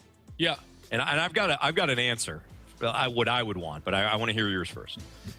You could have 1 championship, but you're going to have five losing seasons. Five miserable seasons. Can I ask what happens after those 5 losing seasons? We don't know. You have no clue. We have no clue. We know set in stone. Yep. 5 losing seasons. You're going to watch your team win a championship this year, and then for 5 straight years, they're going to be garbage. Or you get the Buffalo Bills. What we see right now. 10 successful playoff. You're going to make the playoffs for 10 straight years.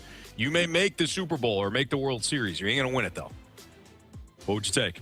10 straight winning seasons. You get all that hope, that joy.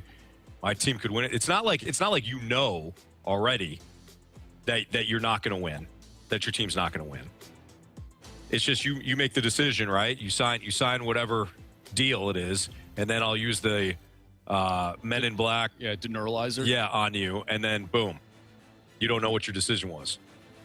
One championship, 5 straight losing seasons, or 10 straight playoff appearances, but no titles. All right, I don't know if this is a cop-out by any means. I think it depends on which team it is for me. What if it's the Cardinals? If it's the Cardinals,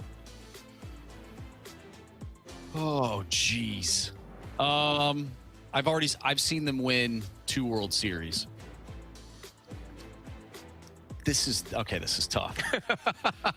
Like if you said, okay, the Vikings, dude, I'm taking the championship. Yep. I'm taking the Super Bowl. Yeah. If the Blues are actually kind of going through this right now. Kind of. Yeah. Kind of. I wouldn't trade anything for that Stanley Cup. Right. 5 losing seasons, fine, whatever. We got that 1 Stanley Cup. I have so many memories burned into my brain about that cup run that will last me a lifetime, even if it was just 1. Like, that was unbelievable. So, with that being said, since we can use the Blues as an example, I'll take the championship because that is the ultimate goal, and I think it's more heartbreaking to almost get there and have it ripped away from you than to really not have anything at all, unless it's love, of course.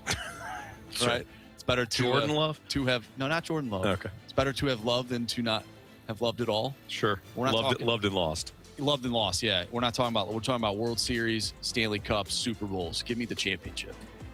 And other people might disagree, but so for me, it's easy. You're taking the 10. I'm taking the championship.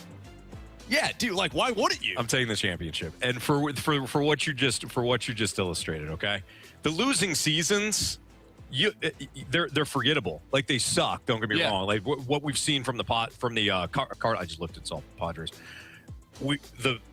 The Cardinals of the last couple of years. This has stunk. Like this, it's every trade deadline. It's like, oh well, we're gonna sell it. We're gonna sell. It sucks. It does. Yeah. However, you forget about them.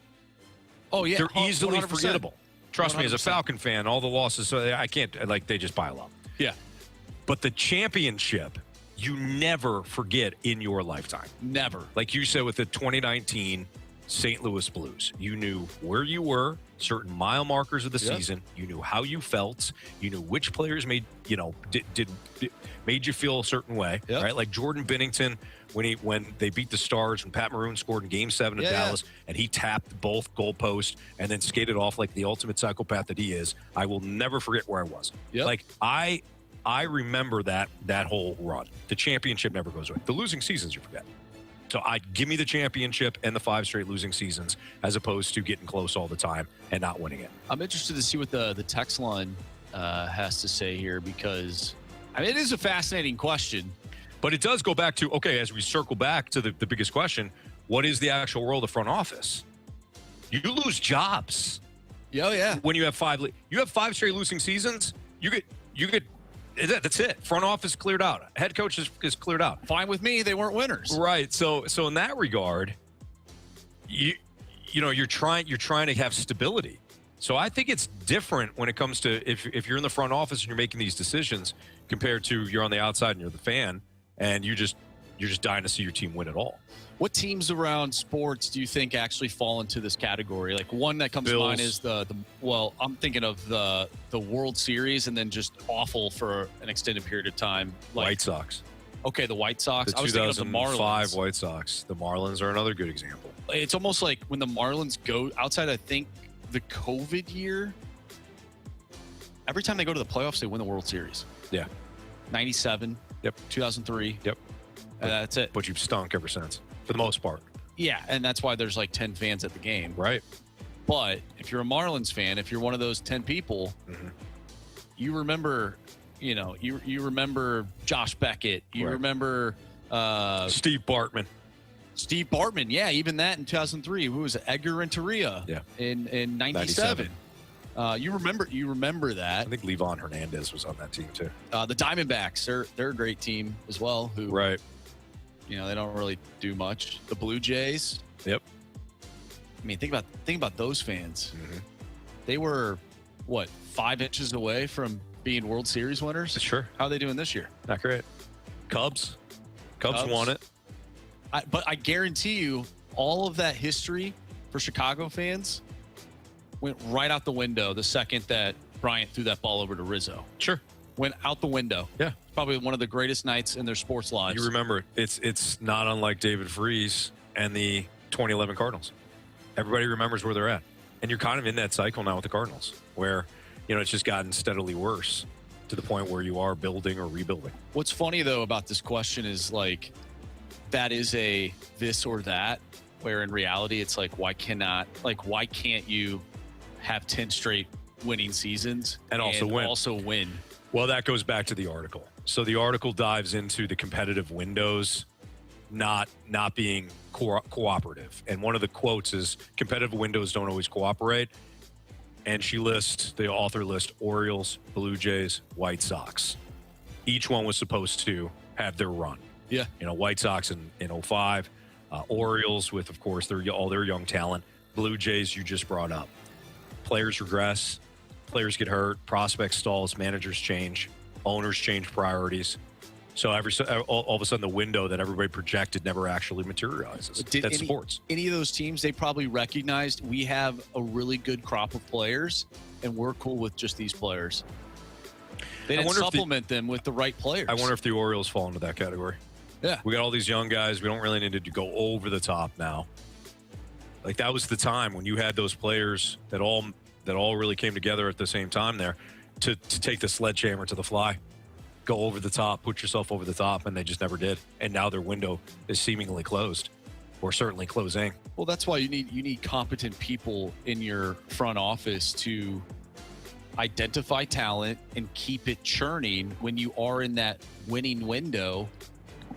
you just keep it going. Yep. And that's why those teams are the best. They'll go down in history as one of the best. Like right now, Philadelphia. Let's talk about the Eagles real quick. So the Eagles, they went to the Super Bowl, lost. I mean, they could have won that Super Bowl against Patrick Mahomes the first go around, round one. Howie Roseman, he hasn't left. He continues to churn. They get rid of A.J. Brown. They win that Super Bowl, right? They get rid of A.J. Brown. Why? Because they just drafted another unbelievable wide receiver. We don't need that guy anymore. You know, there's some issues maybe. We're going to bring somebody else in, and we're just going to keep this machine going. Right. That's how really good teams continue to stay. That's ideally.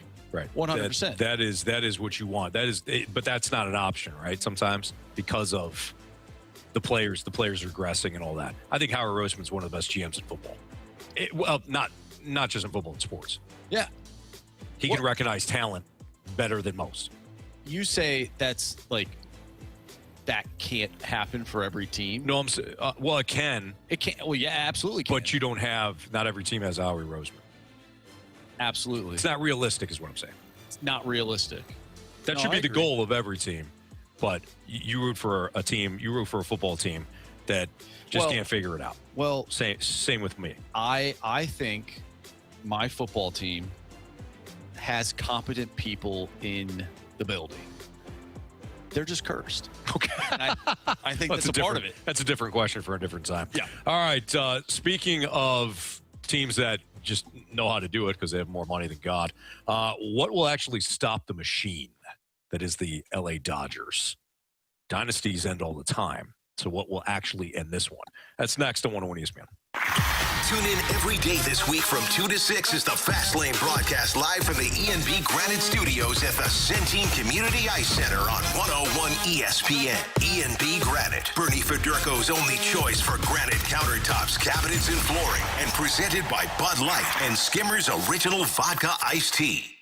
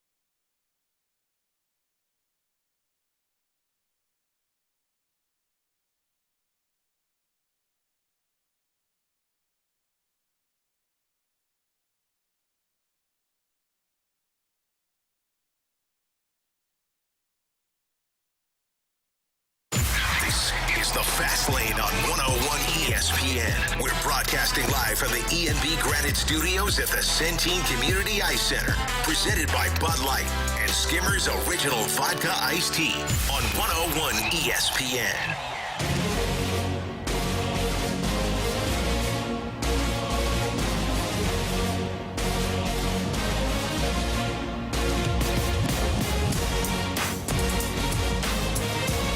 Marsh, that Tink Hence has been placed on waivers, although he's not going anywhere. So as Derek Gould reported, Tink Hence remains with the Cardinals organization. He's been placed on the Complex League Club's roster in Jupiter. So because this is the first time that he's being DFA'd, he doesn't have the right to decline that and then go wherever he wants. He's going to have to stay with the Cardinals. But Tink Hence kind of is a reminder, and who knows what his future is, right? But Tink Hence is a reminder that not all of your like shiny prospects are going to pan out. Mm-hmm. Again, this isn't the death knell for Tink Hence.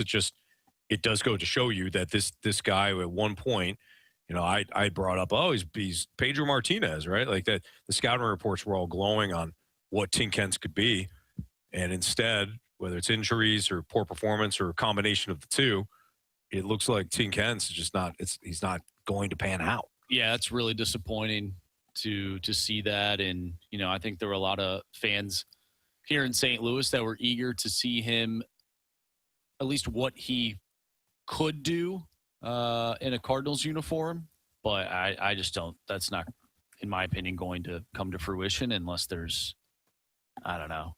Like, I mean, something crazy happens. Any player can have a breakout at some point. We saw this with Jordan Walker. Yeah. You know, these guys do not. We talk about how development isn't linear.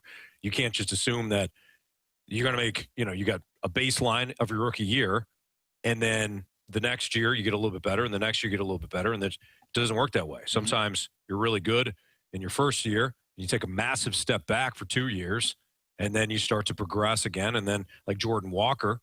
His star is completely on the rise. Sometimes it just clicks. Yeah. So I don't want to say that it's completely over at Tink Hence, but it certainly doesn't look good. Another move the Cardinals made today, the Cardinals claimed outfielder Everson Pereira off waivers from the White Sox. 25-year-old outfielder. He was with the Yankees for a year, out of baseball, at least in the majors, in 2024, resurfaced with the Rays in 25, and has been with the White Sox in 2026. So just letting you know the moves there for the Cardinals. It's Fastlane on 101 ESPN. We're live at E&B Granite Studio inside the Centene Community Ice Center. We're here for the Synergy Hockey Skills Camp that Jamie's been doing.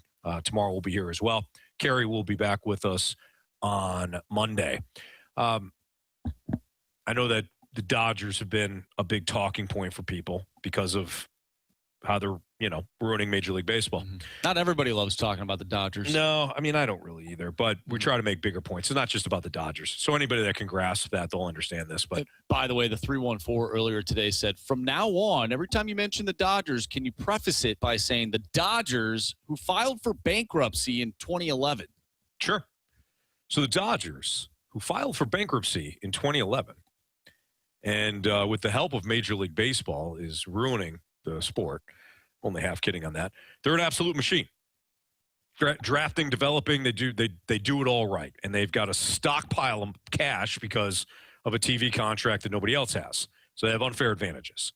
However, we do see dynasties end all the time. Mm-hmm. So who or what will eventually stop this machine? If you look back at previous dynasties in sports, you had the Bulls, MJ's Bulls in the 90s. You had the Spurs dynasty, if we just stick with the NBA for a second, the Warriors dynasty. If you look at the NHL, you know, some of the popular dynasties right now, I think we still have one. The Panthers might be in the midst of one. Yeah. In football, of course, it's the Patriots, the Cowboys, the Chiefs of late. Cowboys in the 90s, Chiefs of late. What has stopped those dynasties in the past, and what can we kind of point to when it comes to the Dodgers in that regard? Well, it is interesting. You mentioned a bunch of different teams. I think their dynasties have come to a close because of their own doing. Mm-hmm. The Dallas Cowboys come to mind. I mean, we know how that ended because One guy thought that he deserved the credit. The other guy thought he deserved the credit. There was some infighting, and it blew up. Yep. And the players got older. Players wanted money, and it just wasn't the same. And it hasn't been the same since. You know, with the Patriots, what they did, that to me wasn't necessarily something of their own doing because they reloaded, right? And they went back and did it again. But towards the end of their second dynasty, there was some friction there between Tom Brady, Bill Belichick, you know, whether Robert Kraft. I think with baseball, though, it's a little bit different because those dynasties that you mentioned, they are cap sports. And eventually players are going to need to be paid, and things just kind of roll over. You don't have the same weapons that you did with the Chiefs.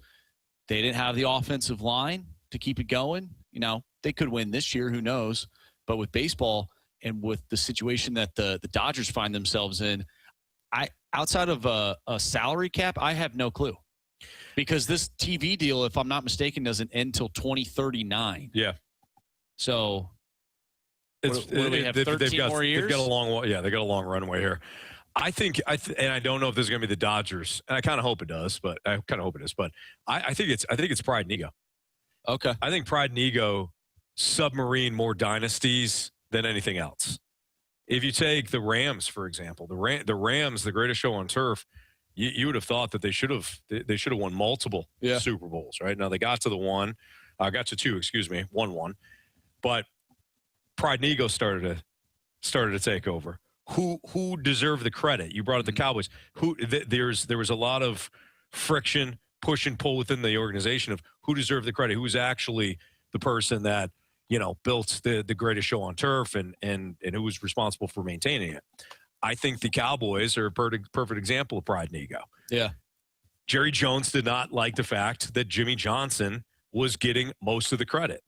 Jimmy Johnson came up with the brilliant idea of trading Herschel Walker because of not who eventually, obviously, he got the players that built the dynasty within those draft picks, but he made sure that if he cut the players that he got for Herschel Walker, that also had draft pick compensation. So the Minnesota Vikings wound up handing Jimmy Johnson like three drafts worth of picks, and he used all those picks to build the dynasty, and Jerry Jones couldn't handle it. Jerry Jones, who had bought the team, and Jerry Jones, you know, he deserves a lot of credit and praise for where for building the Cowboys to what they are now, in terms of like a money-making machine. But he submarined his own franchise because he couldn't stand that Jimmy Johnson was getting more credit than he was. Yeah. And I think when you look at some of the dynasties in sports, that certainly plays itself out. Bill Belichick, because he thought Tom Brady, and this isn't a crazy thought because Tom Brady, we know now, isn't human. But at one point, Bill Belichick's like, look, once you get to 36, 37 years old, you're not going to be able to play. We have to be ahead of this. Mm-hmm. And he almost cut off, one or two Super Bowls himself because he drafted Jimmy Garoppolo, thinking that he was going to take over. So, yeah. But I do think, again, it's a lot of pride and ego and who deserves credit and this, that, and the other thing. Tell me what you think about this. Other teams obviously play factors into this, but whether it is a plucky team, like an underdog. We had someone on the text line saying the closest thing to a dynasty in baseball for like what the Dodgers are going through, obviously the Yankees back in the late 90s, early 2000s with Joe Torre. Yeah. Okay. So to the Dodgers level, because there have been the Giants were a dynasty. They won 3 and 5. That's right. That's right. So if it's but I understand the comparison because the Yankees are kind of doing it a similar way that like the Dodgers were. We're gonna throw a bunch of money at the roster. So I'm thinking, okay, in that time period, who took out the Yankees? It was the underdogs that showed Major League Baseball these guys can be beaten. Mm-hmm. In 2001, it was the Diamondbacks. They didn't go to the World Series in 2002. 2003, it was the Marlins, who we just brought up in the last segment. They're outside of like 2 seasons, they've been awful. Yep. And then in 2004, the Red Sox, who were little brother for the longest time, they come back down 3-0. Right. They go on to win the World Series. They take over now. Yeah. So it's like a team has to come in and almost force this team out of their dynasty, much like the Florida Panthers have done with the Tampa Bay Lightning. When the Lightning, I know they won 2, went to 3, but lost to the Avalanche. The Panthers came in and just, nope, it's our turn now. Yeah. We're just going to take over. We're doing everything right now. And now we're the dynasty. So I wonder if there's part of that where another team has to come in and basically force the other team's hand until everyone's like, oh, wow, this is the team. That, I think, is best for sports. I agree. That, the way you described it, I think is best for sports. And it reminds me of what used to happen in basketball when you had, Bird and Magic. And in order to get past, become your own dynasty or put your own mark on the sport, you have got to get past the best. Yeah. So there's the Pistons finally getting past Larry Bird and the Celtics. And then MJ finally getting past the bad boy Pistons. Mm-hmm. And then, eventually nobody really got MJ. He just eventually got older and went to the Wizards. Yeah. But that, I think, is cool. The Spurs, when they had their run, they had a battle with the Lakers, and the Lakers they had a battle with the Spurs. And I think the Lakers kind of overtook the Spurs, and then the Spurs came back around. But I think that is what's fun. And then eventually is the Warriors. Mm-hmm. That, I think, is cool. That I like in sports. We do have some people chiming in about George Steinbrenner getting old, and maybe things weren't the same once he was done. I think of the Patriots' second dynasty. You could make the argument that the Chiefs should have won that AFC Championship game, which would have pushed the Patriots. The Tamba Hali game. Was it Hali who was offsides on the interception? I don't remember the player, but it was that game. They ended up going to the Super Bowl and facing off against the Rams, which would have been Tom Brady's last Super Bowl with the Patriots. Bradford, are you back in our studios? He's got a Chiefs jersey on. He does. I can't remember if it was Hali. It might not have been a Tom Hali. It might have been somebody else that was offsides in that AFC title game that negated the interception and sent the Patriots to the Super Bowl. We'll look that up. I don't, because now I'm thinking Hali was much earlier than that. All right, it's Fastlane on 101 ESPN. We'll dive into something that. Go ahead. Oh, just real quick, how do you think the Dodgers, who filed for bankruptcy in 2011? Yeah. How does it come to a close, or does it? It doesn't. A salary cap would be the thing. The salary cap. Ends it? Yep. Yeah, because you can't have all these players without a salary cap. Is there another team in Major League Baseball that could take over the Dodgers and be a machine themselves? No. You don't think so? No. It would have had to been the Yankees. The Yankees 2 years ago, or the Mets. How are they doing? Yeah, they're not doing good. Yep. D Ford. Thank you. Text line. D Ford. Tom Lee was probably way earlier than that. D Ford was lined up. You remember that, right? He's lined up off sides. Well, there was a in that game as well.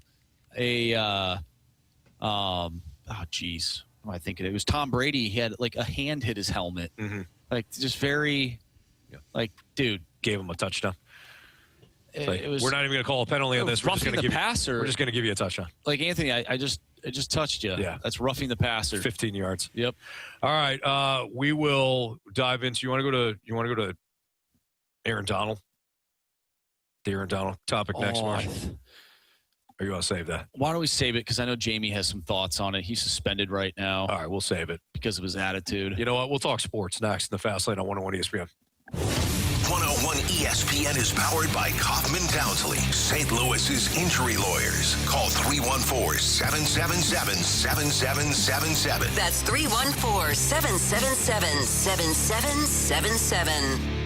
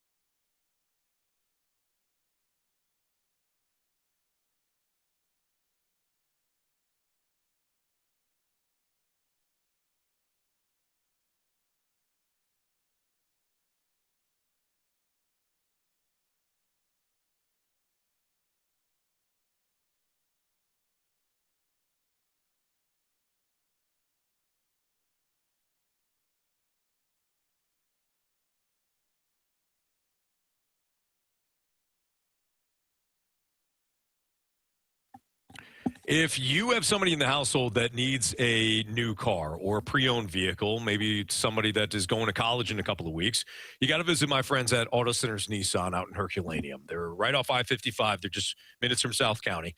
It's one lot, one website, autocentersnissan.com, and one place to find the right ride for you or somebody within your family without wasting your entire weekend or day bouncing from dealership to dealership.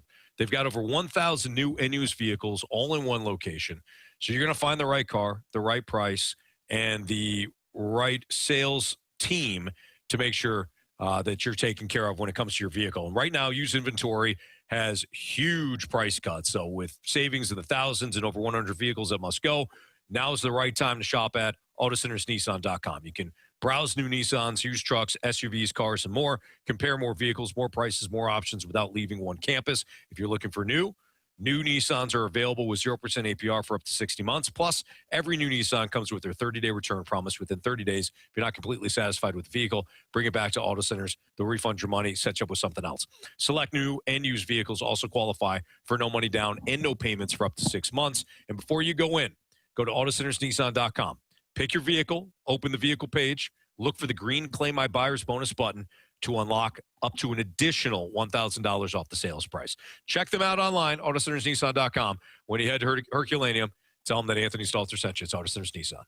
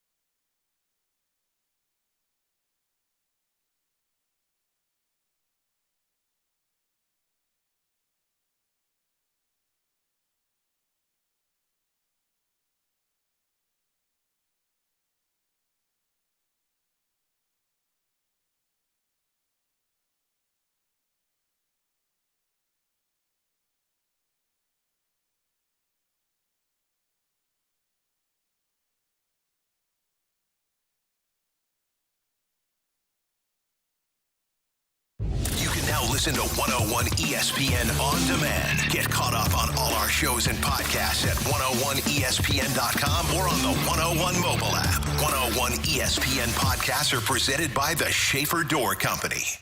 101 ESPN Sports Center. Rockies roll into town shortly. I'm Bradford Bruns. Your Sports Center update is presented by Saliga Heating and Cooling. Kyle Leahy will get the ball for St. Louis in tomorrow's series opener against Colorado. Righty Ryan Feltner will counter for those Rockies. First pitch unfolding at 7:15. STL fresh off taking 2 of 3 from Aaron Boone's Yankees. Warren Schaefer's club has dropped 3 straight. Afternoon finals, Cubs rallying past the Blue Jays. 3-2, Milwaukee 5, Pittsburgh 2. Dustin May winning his Brewers debut. He yielded 3 hits over 6 innings. Currently, Detroit pacing Seattle 9-0. Phillies 3, Nationals 1. College football-wise, Mizzou holds its 4th fall practice tomorrow. This Sports Center update was presented by Saliga Heating and Cooling, a Daikin heating and air conditioning dealer. Broadcasting live from the Centene Community Ice Center inside the E&B Granite Studios. You're in the fast lane on 101 ESPN. Presented by Bud Light and Skimmer's Original Vodka Iced Tea on 101 ESPN.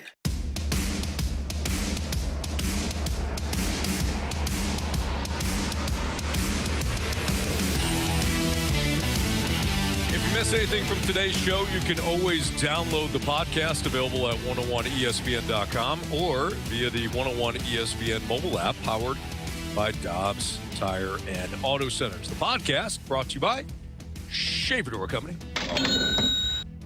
By the way, we have your shot to score a pair of single-day passes for the BMW Championship coming up on August 18th through the 23rd at Belle Reve Country Club. That pair of passes will include access to the Trophy Club presented by Michelob Ultra. See the top PGA players in the world compete while enjoying the Trophy Club presented by Michelob Ultra. Find your chance to win that pair of single-day passes for the BMW Championship at Belle Reve Country Club right now at 101ESPN.com or on the 101 ESPN mobile app. If you've got any criticisms and compliments, you can certainly send it our way via the Air Comfort Service text line at 314-399-9646. Hamster fell off the wheel there, March. Been a long week. All right.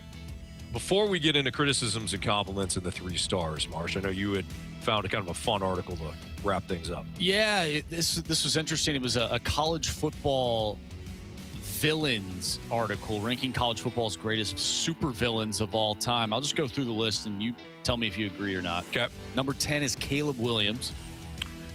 I could see that. I don't know if he was a villain as much as you're just kind of despised by people that didn't like the antics and they didn't like that he had tears in his eyes the one time and they didn't like he kind of had some immature actions. Yep. But so I'll say no, I don't think he was a villain. Deion Sanders is number 9. I can see that, yeah. Tim Tebow, number 8. I guess from the standpoint if you're an Alabama fan or an SEC fan or, whatever. ESPN is number 7. I can't say they're a villain, no. Number 6 is Notre Dame. Yes. Number 5, the 1990 Miami Hurricanes. Yes. Number 4, the Boz. 100% yes. I'm surprised he's not 1. Number 3 is Johnny Manziel. No, I don't think he's a villain. I feel like a lot of people liked him. More of an anti-hero than a villain. Number 2, Lane Kiffin. 100%. And number 1, Steve Spurrier. Yeah. All right, that's a pretty good list. The ones I agree with the most, the Boz, Steve Spurrier, Lane Kiffin for sure. Yeah. Yeah, those are good. All right, let's get to our criticisms and compliments. All right, I'm excited. Criticisms and compliments.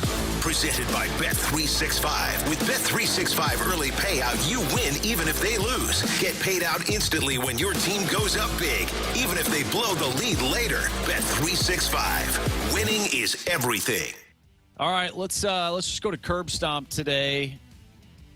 Today's show as a whole, technical difficulties, has been a technical banger. What I learned today is that Curbs and Ribs should have a podcast just telling hockey stories. Instant hit, hashtag shout out to the Snake Pit. Yeah, that was great. If you missed Curbs today, we asked him to tell some stories from his broadcasting career, and he did not disappoint. Curbs nailed it.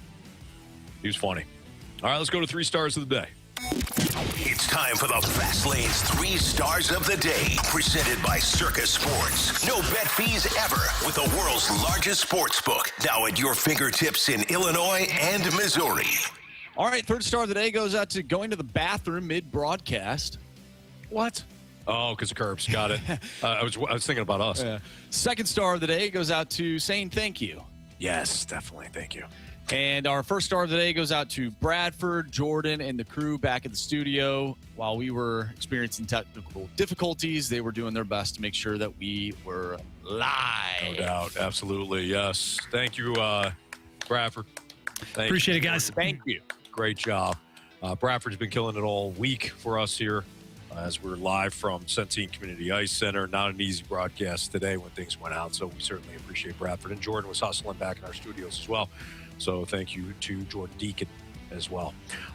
Marsh, we'll be back right here tomorrow at 2 o'clock. Yeah. For the currently suspended Jamie Rivers, for the currently suspended Carey Davis, Andrew Marsh. I'm Anthony Stalter. Everybody have a great night, and we will see you. The 4th of July doubleheader on ESPN. Game 1, Mariners and Blue Jays. Game 2, Cardinals and Cubs. Coverage begins at 2:30. The MLB plays on 101 ESPN.